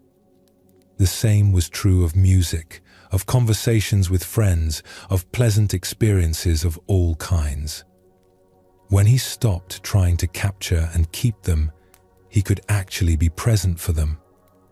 This teaching about enjoying without possessing speaks to a fundamental insight in Zen Buddhism. We suffer not because beautiful things fade, but because we try to make them permanent. We try to freeze moments that are meant to flow. We try to own experiences that are meant to be received and released. When we learn to appreciate beauty without needing to capture it, we discover a freedom in our enjoyment. We can be fully present to each moment because we're not simultaneously trying to preserve it for later. As you prepare for rest tonight, you might notice any ways you're trying to hold on to experiences. Perhaps replaying pleasant moments, trying to capture them in memory. Perhaps already missing something that's still happening. Zen practice invites us to be present to each moment as it unfolds, receiving it fully and then releasing it so the next moment can come. This isn't about not remembering or not caring. It's about experiencing life as it actually is, a flowing river rather than a series of captured photographs. There's a story about a Zen master who was asked, "What is enlightenment?" He replied, "When I'm hungry, I eat. When I'm tired, I sleep." The student was confused. "Doesn't everyone do that?" "No," the master said. When most people eat, they're thinking about 1,000 other things. When they sleep, they're worrying about tomorrow. When they walk, they're somewhere else in their minds. Enlightenment is simply being completely present to what you're actually doing. This complete presence is what Zen Buddhism has been pointing to all along. Not some special state to achieve, not some complex philosophy to master, but simply being here, now, fully present to this moment without adding layers of thought, judgment, resistance, or grasping. As you settle into rest tonight, you can practice this same presence. When lying down, simply lie down. When breathing, simply breathe. When thinking arises, simply notice thinking. When it passes, simply notice the space it leaves. You don't need to be anywhere else or anyone else. You don't need to figure anything out or accomplish anything. You don't need to take anything seriously or hold on to anything tightly.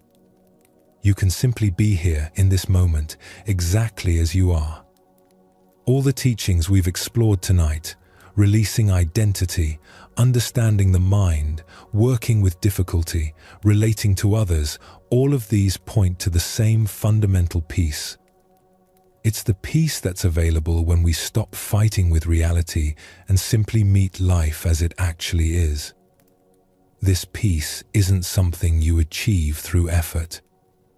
It's something you discover when you stop creating obstacles to it through your own thinking and resistance. It's been here all along, waiting beneath the surface of your busy thoughts, ready to welcome you home whenever you're ready to stop running away. Tonight, you're ready. You can let go of everything you've been carrying and rest in the simple truth of this moment. Nothing needs to be different. Nothing needs to be solved. Nothing needs to be understood more deeply. Just this breath. Just this moment. Just this gentle release into rest. There's a famous saying in Zen Buddhism, "In the beginner's mind there are many possibilities, but in the expert's mind there are few." This teaching points to something we often overlook. The more we think we know about something, the less we're actually able to see it. A beginner approaches each moment with fresh eyes. They see what's actually there rather than what they expect to see. They're open to surprise because they haven't yet decided how things should be. But as we gain experience, something shifts. We start seeing through the filter of what we already know. We stop looking at what's in front of us and instead see our ideas about what's in front of us. We mistake our map for the territory. Zen practice invites us to recover this beginner's mind. Not by pretending we don't know things, but by approaching each moment as if we're meeting it for the first time.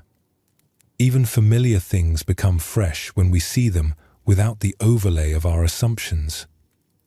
In a monastery, there was a teacher named Shunryu who had an unusual way of greeting his students each morning. Even students who had been with him for years, he would look at with the same curiosity and interest as if meeting them for the first time. One long-time student named Tenzo finally asked him about this. "Master Shunryu, I've been your student for 5 years. Don't you know me by now?" Shunryu looked at him with genuine interest. "Tell me, are you the same person who arrived here 5 years ago?" "Well, no, I suppose I've changed." "Are you the same person you were yesterday?" Tenzo paused. "Not exactly. I'm a bit different each day." "Are you the same person you were this morning?" "I'm starting to understand." "Every moment, everything changes," Shunryu explained. "If I think I know you, I'm relating to my memory of who you were, not to who you are right now. So I choose to meet you fresh each time, curious about who you are in this moment." This practice of seeing students fresh each time changed the entire atmosphere of the monastery. Students felt truly seen rather than treated according to fixed ideas. If someone had been struggling yesterday, Shunryu didn't assume they were still struggling today. If someone had been confident before, he didn't assume they weren't now feeling uncertain. One student, who had developed a reputation for being lazy, found this particularly freeing. Other teachers would see him and immediately think, "There's the lazy one." But Shunryu would look at him each day without that label, open to discovering who he was in that moment. Gradually, freed from being seen through the lens of his reputation, this student began to change. When someone expects you to be lazy, you often live up to that expectation. But when someone sees you fresh each time, you have permission to be different. Years later, that student became known as one of the most diligent monks in the region. When people expressed surprise at this transformation, he would say, "Master Shunryu taught me that I didn't have to keep being who I had been." Each moment was a chance to begin again. This teaching about beginning again connects to how we often trap ourselves with fixed ideas. We decide we're a certain kind of person, and then we live within those limits. We think, "I'm not good at this," or "I always do that," or "That's just how I am." These ideas become like prison walls we build around ourselves. But Zen Buddhism suggests that these fixed ideas are just thoughts, not truth. The person you were yesterday doesn't need to determine who you are today. The pattern you've had for years can end right now. Each moment offers a completely fresh start if we're willing to approach it with beginner's mind. A scholar named Jiro once traveled to visit a famous Zen master named Nansen. Jiro had studied Buddhism extensively. He had read hundreds of texts, memorized countless teachings, and could discuss complex philosophy with great sophistication. When he arrived at Nansen's temple, the master invited him for tea. As Nansen prepared the tea, Jiro began explaining all his knowledge about Buddhism. He talked about different schools of thought, about various interpretations of key texts, about debates between scholars. Nansen quietly poured tea into Jiro's cup. The cup filled, but Nansen kept pouring. The tea began to overflow, spilling onto the table and then onto Jiro's lap. "Stop!" Jiro protested. "The cup is full. No more will go in." Nansen stopped pouring and looked at Jiro calmly. "Like this cup, you are full of your own ideas and opinions. How can I show you Zen unless you first empty your cup?" Jiro sat in stunned silence, tea dripping from his robes. He had come to learn, but his mind was so full of what he already knew that there was no room for anything new. "Master," Jiro said quietly, "I understand. I've been so busy showing you what I know that I haven't been open to learning anything." "Knowledge is useful," Nansen replied. "But it can become a barrier when it prevents us from seeing directly. You've read many words about the moon, but have you looked at the moon itself?" Over the following days, Nansen taught Jiro to set aside his accumulated knowledge temporarily and experience things directly. Instead of thinking about meditation, just meditate. Instead of concepts about mindfulness, just be mindful. Instead of ideas about presence, just be present. At first, this was difficult for Jiro. His mind kept wanting to categorize and explain everything according to what he had learned. But gradually, he began to experience moments of direct seeing, unfiltered by concepts and ideas. One morning, while sweeping the courtyard, Jiro heard a stone hit bamboo. The sound was so clear, so immediate, that for just a moment his mind was completely empty of thoughts. In that moment, he understood something that all his years of study had never revealed.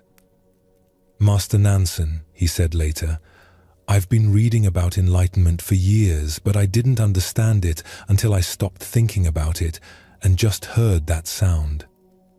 "Yes," Nansen smiled. "The finger pointing at the moon is not the moon. All your books were fingers pointing, but you kept studying the fingers instead of looking where they pointed. This teaching about direct experience is central to beginner's mind. We can know a lot about something without actually experiencing it. We can have many ideas about life without being fully present to life as it's actually happening. Think about your own experience. How often are you thinking about life rather than experiencing it? How often are you in your head, conceptualizing and analyzing rather than being present to what's actually here? Beginner's mind invites us to set aside our concepts temporarily and meet reality directly. Not to throw away everything we've learned, but to not let our learning block our seeing. A farmer named Haruto had worked the same field for 30 years. He knew every part of that land intimately. He knew where water pooled, which areas got the most sun, where the soil was richest. One spring morning, he was walking through his field when his young daughter came running up to him, excited. "Father, come look. There are tiny blue flowers growing by the old stone wall. I've never seen anything so beautiful." Haruto was about to say, "Yes, those grow there every spring," but something made him stop. Instead, he followed his daughter to the stone wall. She was right. The flowers were extraordinary. Delicate blue petals catching the morning light, dozens of them scattered along the base of the wall. How had he never really looked at them before? "Thank you for showing me," he said to his daughter. She looked surprised. "But you knew they were here, didn't you?" "I knew they grew here," Haruto replied, "but I had stopped seeing them. I would walk past them thinking, 'Those flowers,' without actually looking. You saw them fresh, the way I used to see them when I first worked this field." That day, Haruto made a decision. He would try to see his familiar field with fresh eyes, the way his daughter saw it. Instead of walking through it lost in thought, assuming he knew every inch, he would look as if seeing it for the first time. What he discovered amazed him. The field he thought he knew completely was full of things he had stopped noticing. The way light moved across the furrows at different times of day. The patterns birds made as they searched for seeds. The subtle variations in color as crops grew. His farming actually improved because of this fresh seeing. He noticed things he had been missing, small changes that indicated problems before they became serious. But more than that, his work became enjoyable again. He wasn't just repeating familiar tasks. He was meeting each day's work with curiosity. Years later, Haruto would tell other farmers, "I thought I knew my field because I had worked it for 30 years. But I was seeing my ideas about the field, not the field itself. My daughter taught me to look again." This teaching about familiar things becoming invisible is something we all experience. We stop seeing our homes because we know them too well. We stop really listening to people we know well because we think we already understand them. We stop experiencing our daily routines because they've become automatic. Beginner's mind asks, what if you saw your familiar world as if for the first time? What if you listened to a long-time friend as if you'd just met them? What if you experienced this moment, this breath, this sensation without the filter of, "I know this already"? There's a particular application of beginner's mind to our own thoughts and feelings that can be helpful. We often believe we know our own minds completely. We think, "I'm an anxious person," or "I'm not good with emotions," or "this is just how I am." But these are ideas about ourselves, not direct experience. When we approach our inner life with beginner's mind, we might discover we're not who we thought we were. A monk named Genzo had always considered himself an angry person.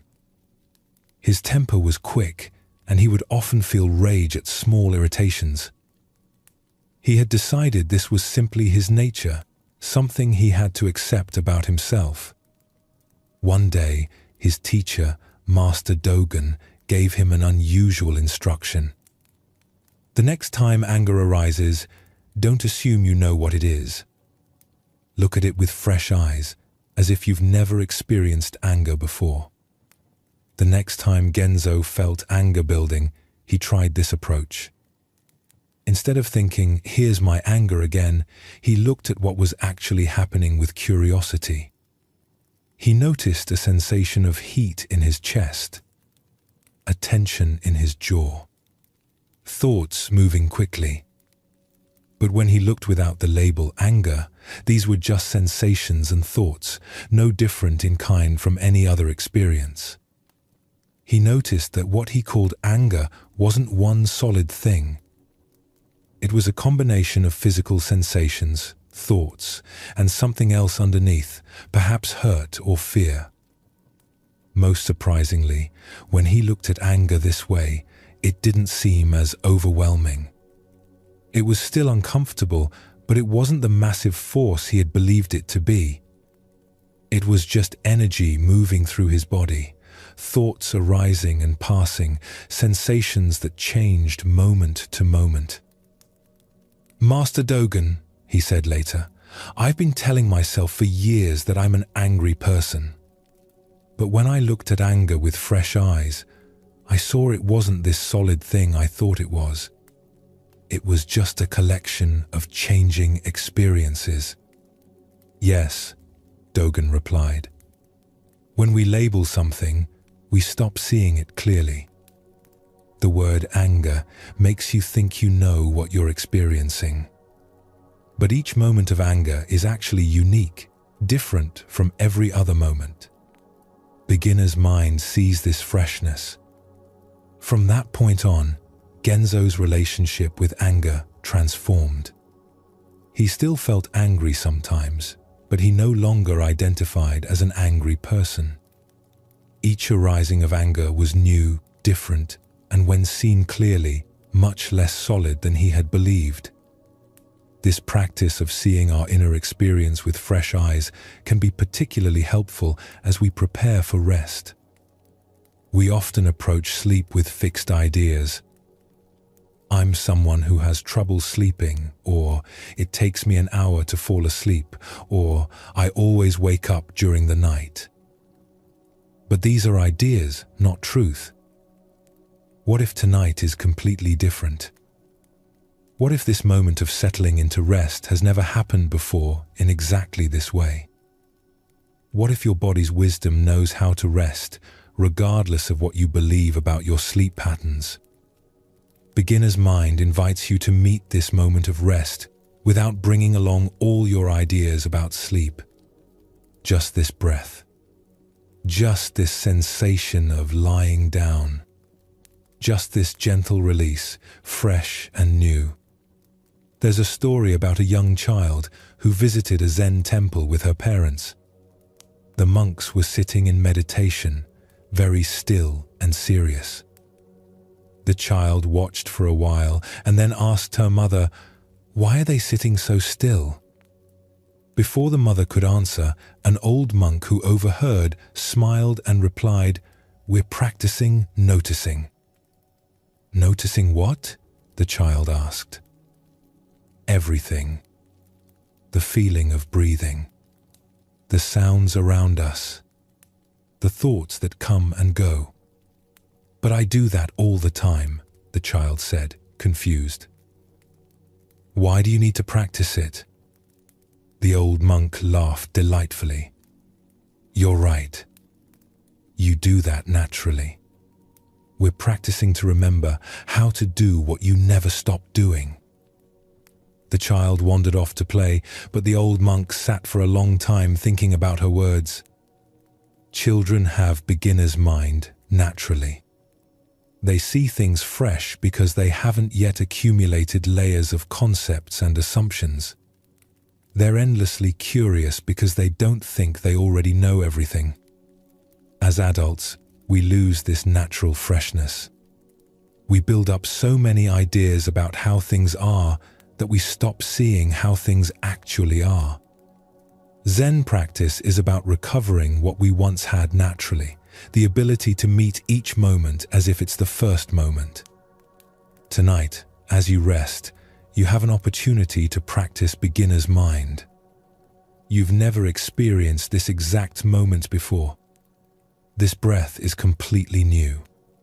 This sensation in your body has never been felt in exactly this way.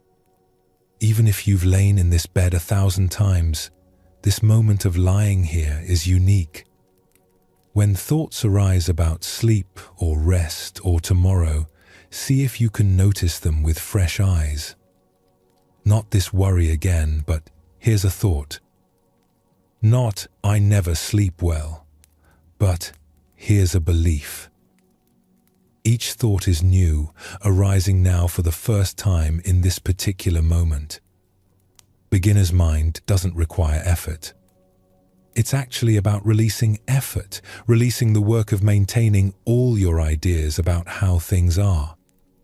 It's about seeing what's here when you're not filtering everything through your concepts and beliefs. The peace that comes from beginner's mind is the peace of being fully present. When you're not carrying the past or projecting the future, when you're not filtered through ideas and assumptions, you're just here. And here is always fresh, always new, always offering itself completely. As you settle more deeply into rest, let yourself approach this moment with the same curiosity and openness you had as a child. You don't need to know anything. You don't need to figure anything out. You can simply be here, seeing what's actually present without the overlay of what you think should be present. This fresh seeing is always available. Each breath offers it. Each moment invites you to begin again, free from the weight of who you think you are or how you think things should be. Just this. Just now. Just the gentle, fresh reality of being aware, being present, being here. One of the most practical teachings in Zen Buddhism is about contentment. Not the kind that comes from finally getting what you want, but contentment that comes from recognizing you already have enough. This recognition doesn't depend on circumstances being perfect or needs being met. It comes from seeing clearly what's actually present in this moment. Most of us live with a constant feeling of not enough. Not enough time, not enough money, not enough success, not enough peace. We believe that contentment waits on the other side of achieving something, acquiring something, or becoming something different than we are. But Zen practice points to a different source of contentment. It suggests that fullness is always available, not because we have everything we want, but because we're fully present to what we have. There was a monk named Ryokan who lived in a small hut on the side of a mountain. His possessions could be counted on one hand. One robe, one bowl, one mat for sleeping, a few books. That was all. Visitors would sometimes come to see him, and they were often shocked by his poverty. One wealthy merchant who climbed the mountain to seek his wisdom couldn't hide his pity. "Master Ryokan," the merchant said, "you live with so little. Don't you want more comfort? More security?" Ryokan smiled and gestured toward the open doorway of his hut. "Come, sit with me and watch the sunset." They sat together as the sun descended toward the horizon, painting the sky in shades of orange and pink. The mountains in the distance turned purple. Birds called to each other as they settled for the night. A cool breeze carried the scent of pine. They sat in silence for a long time, just watching. When the last light faded, Ryokan turned to his visitor. "Did you enjoy that sunset?" he asked. "Very much. It was beautiful." "How much did it cost you to watch it?" "Nothing, of course." "And tomorrow, when the sun rises, how much will that cost?" "Nothing." "So you see," Ryokan said gently, "the most beautiful things in life cost nothing at all. I watch the sunrise every morning. I watch the sunset every evening.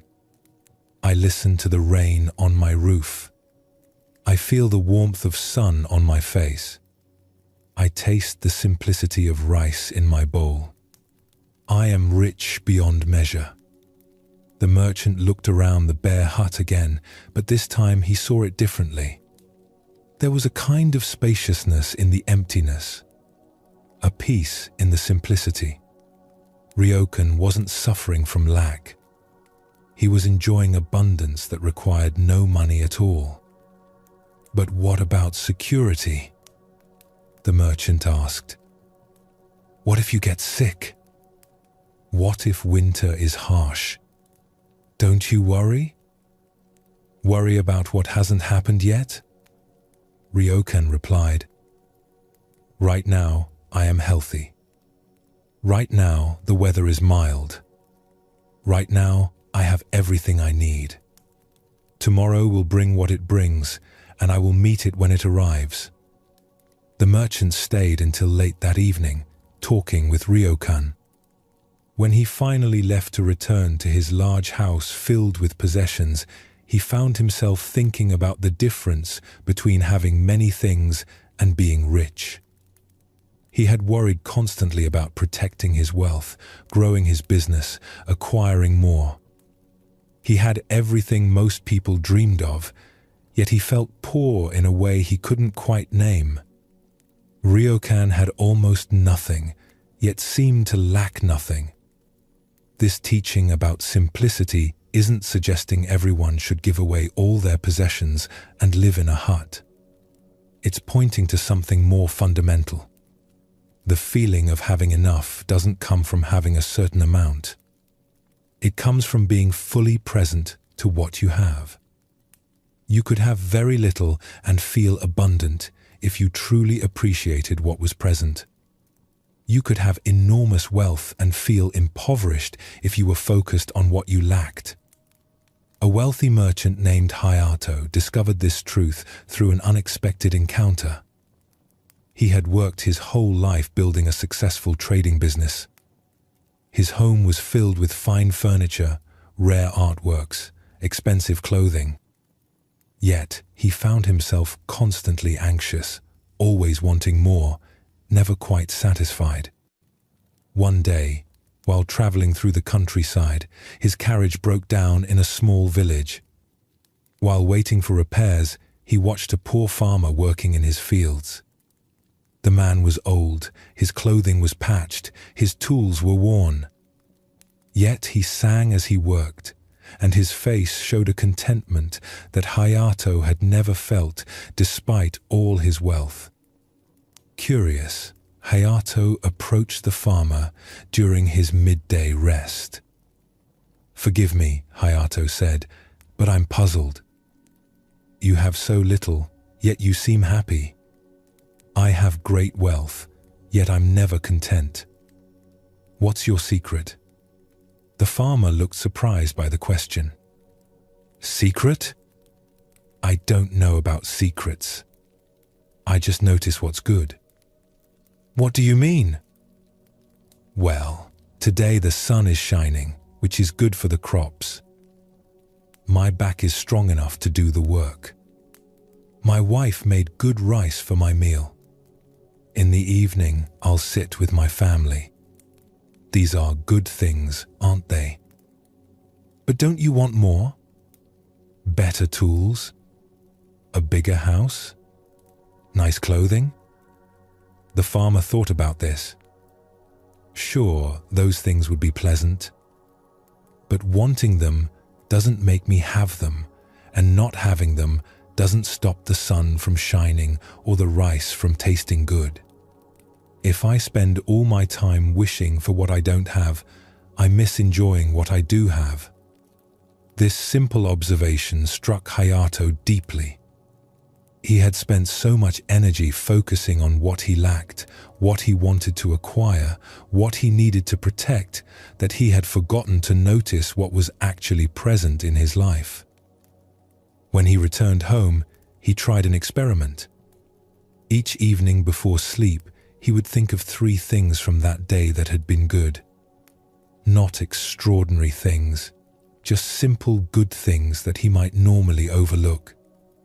The first evening, he struggled. His mind kept wanting to focus on problems and worries. But he forced himself to find 3 things. The taste of his morning tea, a kind word from one of his employees, the feeling of his comfortable bed.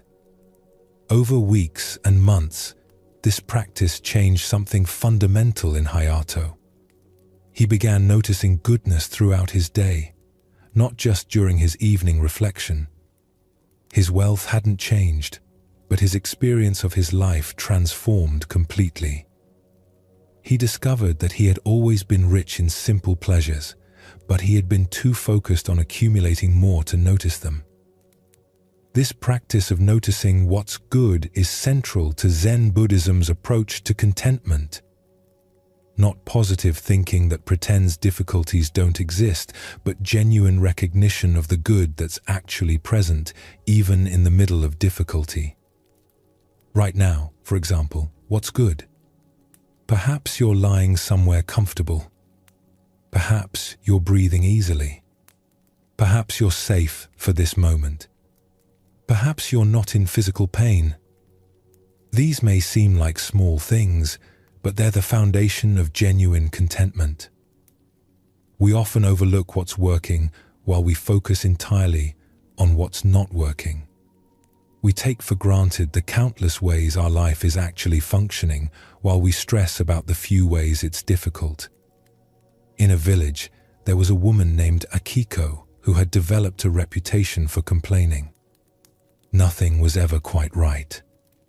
The weather was too hot or too cold. Her neighbors were too noisy or too distant. Her work was too hard or too boring. She had trained her mind to find fault with everything. One day, she fell ill with a high fever. For 3 days, she couldn't get out of bed. Her body ached. Her head throbbed. Every breath seemed difficult. On the 4th day, the fever broke. As Akiko slowly sat up, she felt something unexpected. Gratitude. Her body, which she had complained about as too fat or too old or too weak, had fought off the illness. Her bed, which she had criticized as too hard, had supported her through the difficult nights. Her neighbors, whom she had called too intrusive, had brought her food and medicine. That day, as she walked slowly around her house, everything looked different. The morning light coming through the window was beautiful. The simple taste of rice was delicious. The ability to walk to her garden without pain was a gift she had never appreciated before. I almost had to lose my health to discover I had it, she thought. What else have I been overlooking? From that day forward, Akiko practiced noticing what was working in her life. Not to ignore problems, but to balance her awareness. Yes, some things were difficult, but many things were actually fine, even good. She had trained herself to see only lack. Now she learned to see abundance as well. Years later, people noticed that Akiko seemed to have more, even though her circumstances hadn't changed. When asked about this, she would say, "I don't have more. I'm just finally seeing what I always had." This, seeing what we have, is different from settling or giving up on improvement. Zen Buddhism doesn't suggest we should never want things to be better. It suggests that our well-being doesn't need to wait for things to improve. We can be content now while still working toward positive change. There's a story about a tea master named Senno Rikyu who was famous for his simple approach to the tea ceremony. While other tea masters used expensive ceramics and elaborate decorations, Rikyu preferred simple, rough tea bowls and unadorned rooms. A wealthy lord once asked him, "Why do you use such plain, cheap bowls for your tea ceremony? Surely a master of your reputation could afford the finest ceramics?" Rikyu picked up one of his simple tea bowls, turning it slowly in his hands. "This bowl was made by a village potter," he said. "Look at how the glaze has pooled unevenly here. See this slight wobble in its shape. Notice this rough texture where the potter's thumb pressed into the clay." "Exactly," the Lord said. "It's imperfect. Why not use a perfect bowl?" "Because perfection is cold," Rikyu replied. "This bowl shows the maker's hand. It shows the natural variation of fire and clay. It's alive in a way that a perfect bowl never is. When I drink tea from this bowl, I'm touching something real, something made with care by human hands, something unique in all the world." He poured tea into the bowl and offered it to the Lord. Expensive things often make us anxious. We worry about breaking them, about whether others are impressed by them. But this simple bowl asks nothing of me. It just holds tea honestly. This is enough. The Lord drank from the simple bowl and found that the tea somehow tasted better than tea from his expensive cups. Not because the bowl changed the flavor, but because his mind was quiet, not busy trying to impress or protect. "I think I understand," the Lord said. Simplicity isn't about having less. It's about wanting less from what you have. "Yes," Rikyu smiled. "This bowl doesn't need to be anything other than what it is. And when we stop needing things to be more than they are, we discover they're already complete. This teaching about things being complete as they are extends to our own lives. We often feel we need to be more, do more, have more to be okay. But what if we're already complete? What if this moment, exactly as it is enough? This doesn't mean we stop growing or improving. A tree is complete as a seed, complete as a sprout, complete as a mature tree. At each stage, it's fully what it is. We can be complete right now while still naturally unfolding into whatever comes next. As you rest tonight, you might notice this sense of completeness. Not perfection, but wholeness. You don't need to be different than you are in this moment. You don't need to achieve anything or become anyone. Right now, as you are, you're enough. Your breath is enough. This moment of rest is enough. The simple fact of being aware, being here, being alive, this is enough. Zen Buddhism teaches that contentment isn't found in getting what we want, but in wanting what we have. Not as a way of giving up on dreams or settling for less, but as recognition that fulfillment is always available in the present moment.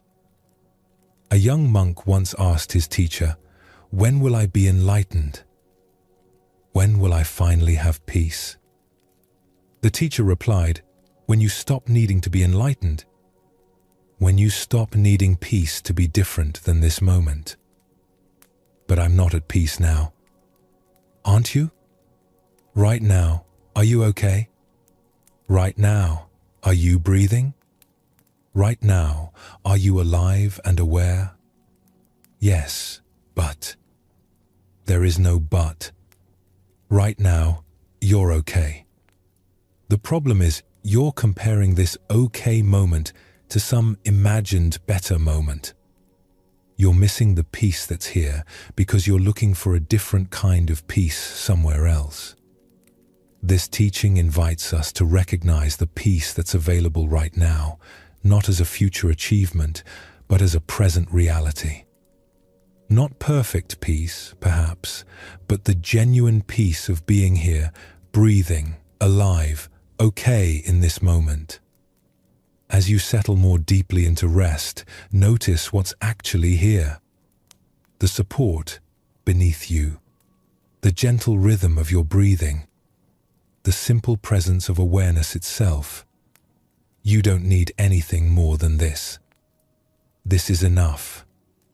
All the accumulation we do, all the achieving and acquiring, is often an attempt to create the sense of enough that's already available.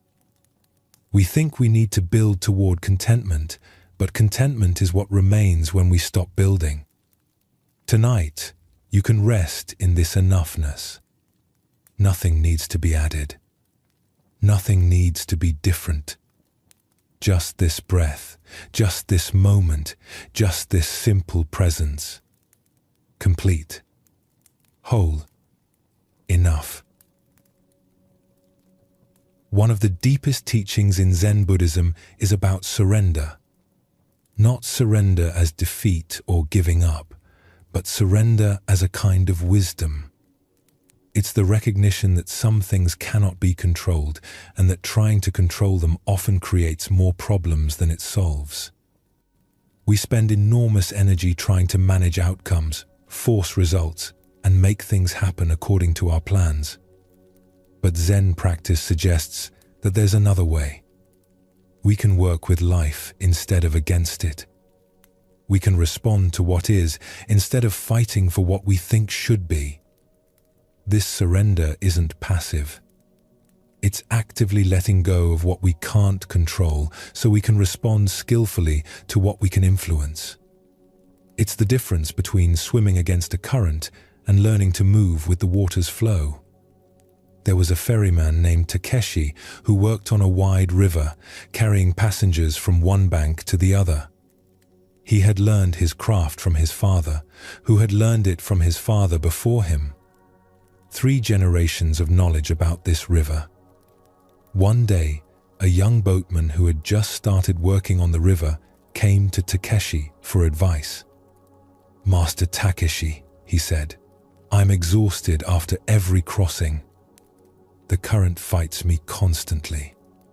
How do you make it look so easy?" Takeshi smiled. "Show me how you row." They went out in the young man's boat, and Takeshi watched as he struggled across the river. The young man put all his strength into each stroke, fighting against the current, trying to force the boat to go exactly where he wanted it to go. When they reached the other side, Takeshi said, "You're making the river your enemy. Every stroke is a battle. But I need to control the boat. If I don't fight the current, it will take me off course." "Let me show you something," Takeshi said. On the return journey, he took the oars. Instead of fighting the current, he seemed to dance with it. When the water pushed one way, he adjusted slightly, using the river's force rather than opposing it. The boat moved smoothly, and Takeshi barely seemed to be working. "You see," Takeshi explained as they glided across the water, "the river has its own power. I can't control it, but I can work with it. When I feel the current pushing, I adjust. When I sense the water's direction, I use it. The river and I move together." "But what if you need to go exactly against the current?" "Sometimes I do need to cross straight. But even then, I don't fight directly. I angle the boat so the current helps push me where I want to go. I let the water be my partner, not my opponent." The young boatman practiced this approach for many months. At first, it felt like he wasn't doing enough. He was so used to forcing and pushing that the gentle adjustment of working with the river felt like weakness. But gradually, he learned to feel the water, to sense its movements, to let it carry him while guiding the direction. A year later, people would comment on how gracefully he moved across the river. When they asked his secret, he would say, "I learned to stop fighting with what I cannot control." This teaching about working with rather than against applies to so many areas of life. We exhaust ourselves trying to control things that have their own nature, their own momentum. We fight against reality instead of responding to it skillfully. Think about your own life. How much energy do you spend trying to force outcomes? Trying to make people be different? Trying to control circumstances that are largely beyond your influence? This forcing creates tension and exhaustion.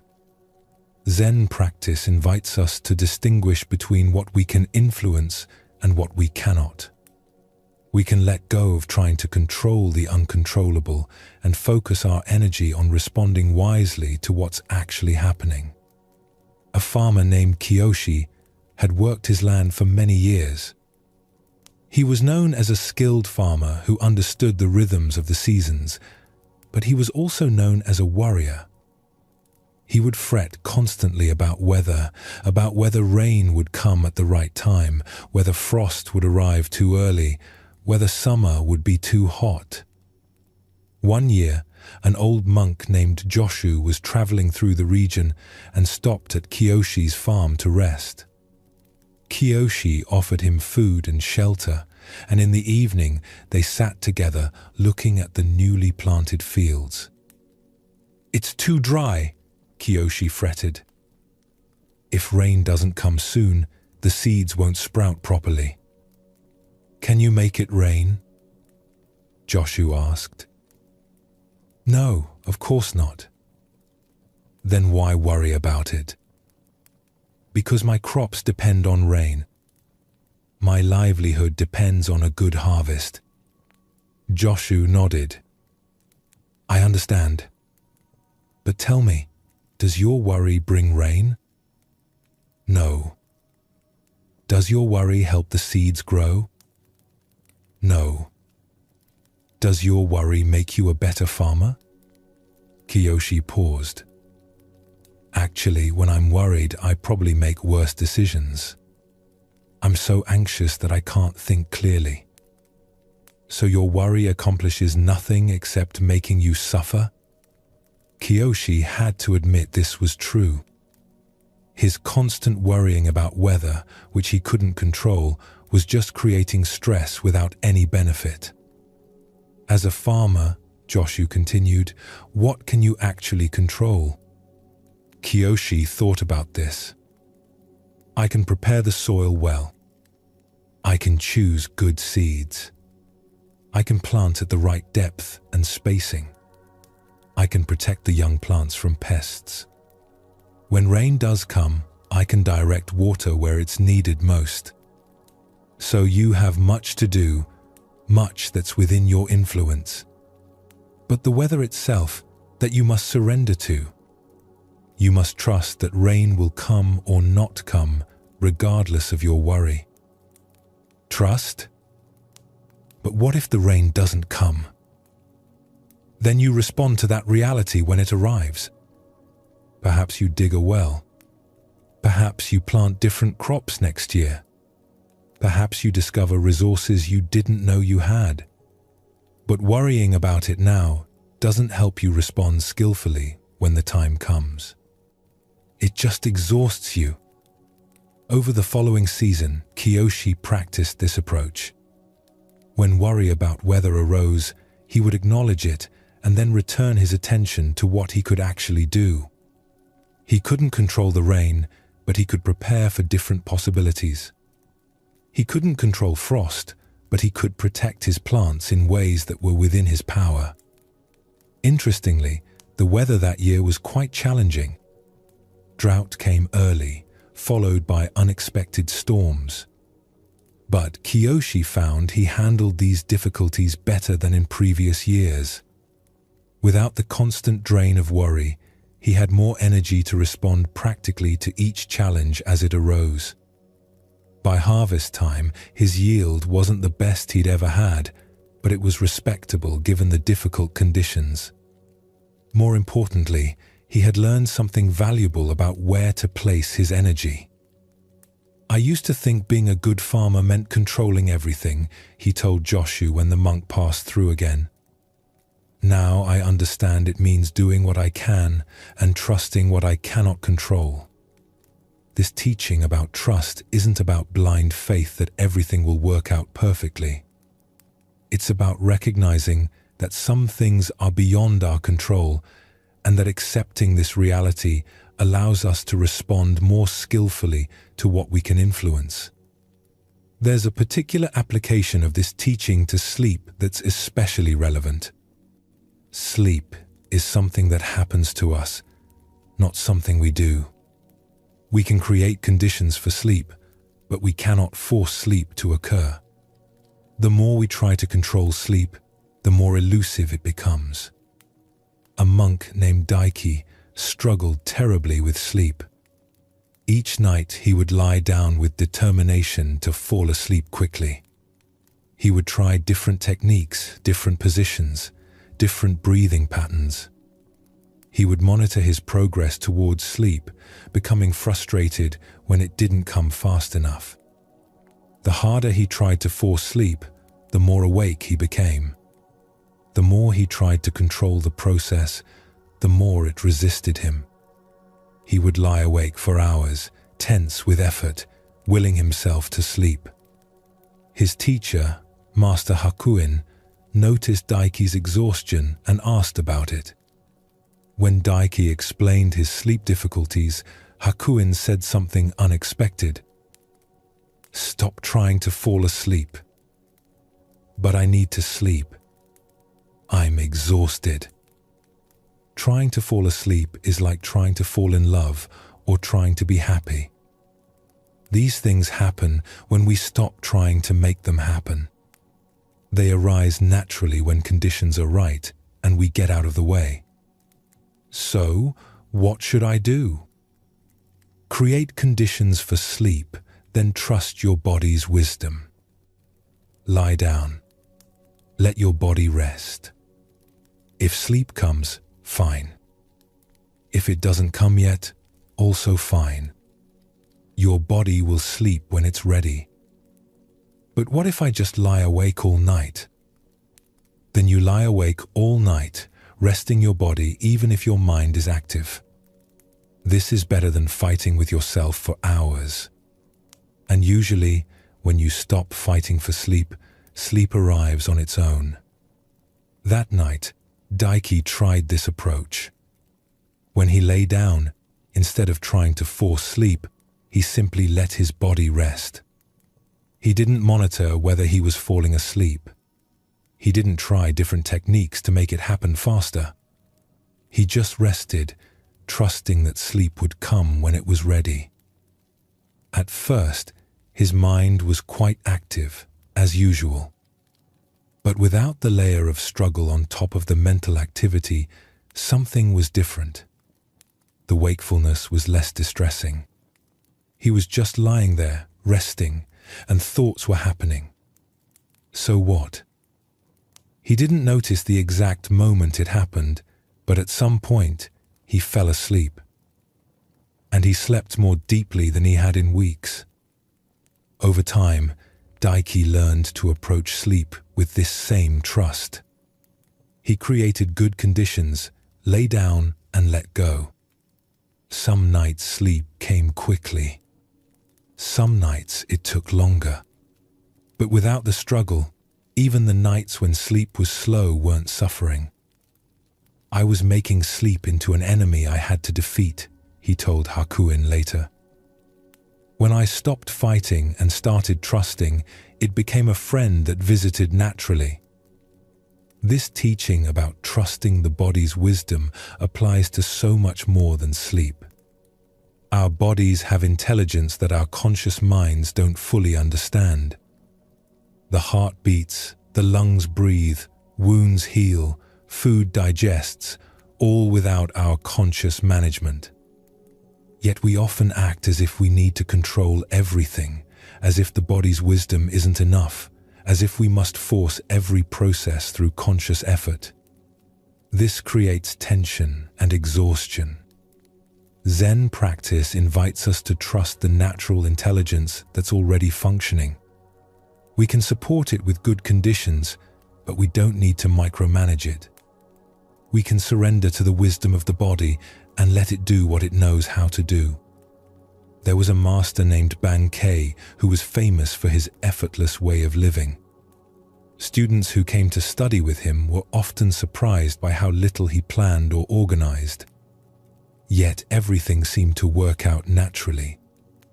One student asked him, "Master, how do you accomplish so much while seeming to do so little?" Bankei smiled. "I don't try to make things happen. I simply respond to what wants to happen. There's a natural flow to life, like water flowing downhill. When I work with this flow instead of against it, things happen easily. But surely you must plan and organize. I pay attention to what's needed. When action is called for, I act. When rest is needed, I rest. When teaching is appropriate, I teach. I don't force any of it. I let each situation show me what it needs." That sounds like doing nothing. It's the opposite of doing nothing.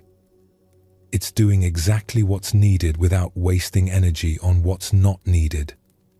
Most people are very busy doing unnecessary things while missing what's actually important. The student watched Bankei over the following weeks and saw this natural responsiveness in action. The master didn't seem to hurry or plan extensively, yet students got what they needed.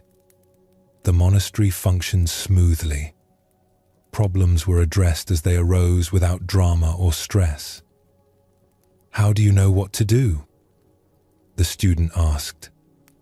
"I pay attention," Bankei replied simply.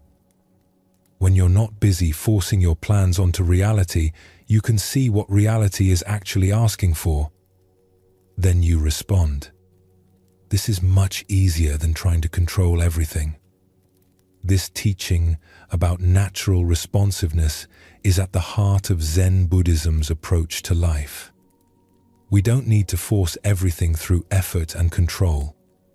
We can pay attention, respond to what's actually happening, and trust that appropriate action will arise when we're present. As you settle into rest tonight, you can practice this same trust. You don't need to force yourself to relax. You don't need to make sleep happen. You can simply create conditions for rest and then trust your body's wisdom to do what it knows how to do.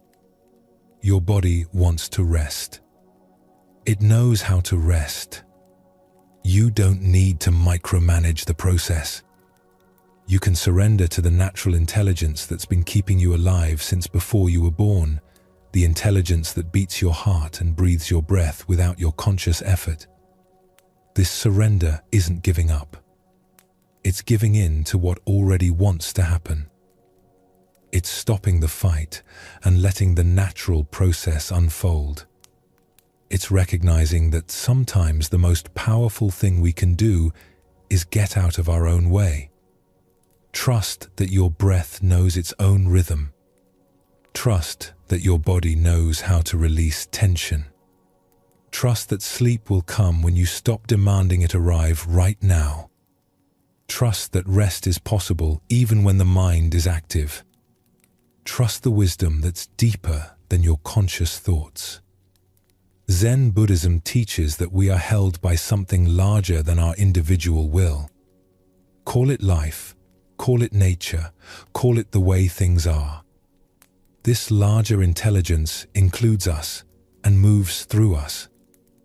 When we stop fighting it and trying to control everything, we discover we can rest in it. Tonight, you can practice this rest. Not by doing anything special, but by letting go of needing to do anything at all. Just being here, breathing, alive, held by the moment exactly as it is. Surrender isn't defeat. It's the wisdom of knowing what to hold and what to release. Tonight, you can release everything you've been trying to control and trust that you're okay without that control. You can let go and discover that letting go is sometimes the greatest strength of all.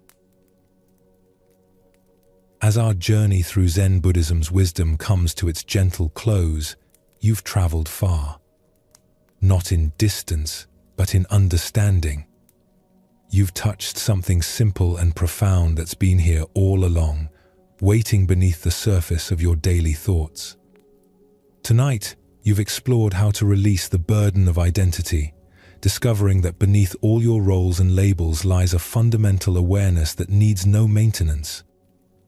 You've learned about the nature of mind, seeing that thoughts are like weather passing through the sky of consciousness, unable to disturb the spacious awareness that watches them come and go. You've met difficulty as a teacher rather than an enemy, learning that resistance often creates more suffering than the challenges themselves. You've discovered how to hold others more lightly in your heart, releasing the weight of resentment and seeing the pain beneath difficult behavior. You've found that peace doesn't come from taking everything so seriously, that most of what troubles us needs a lighter touch.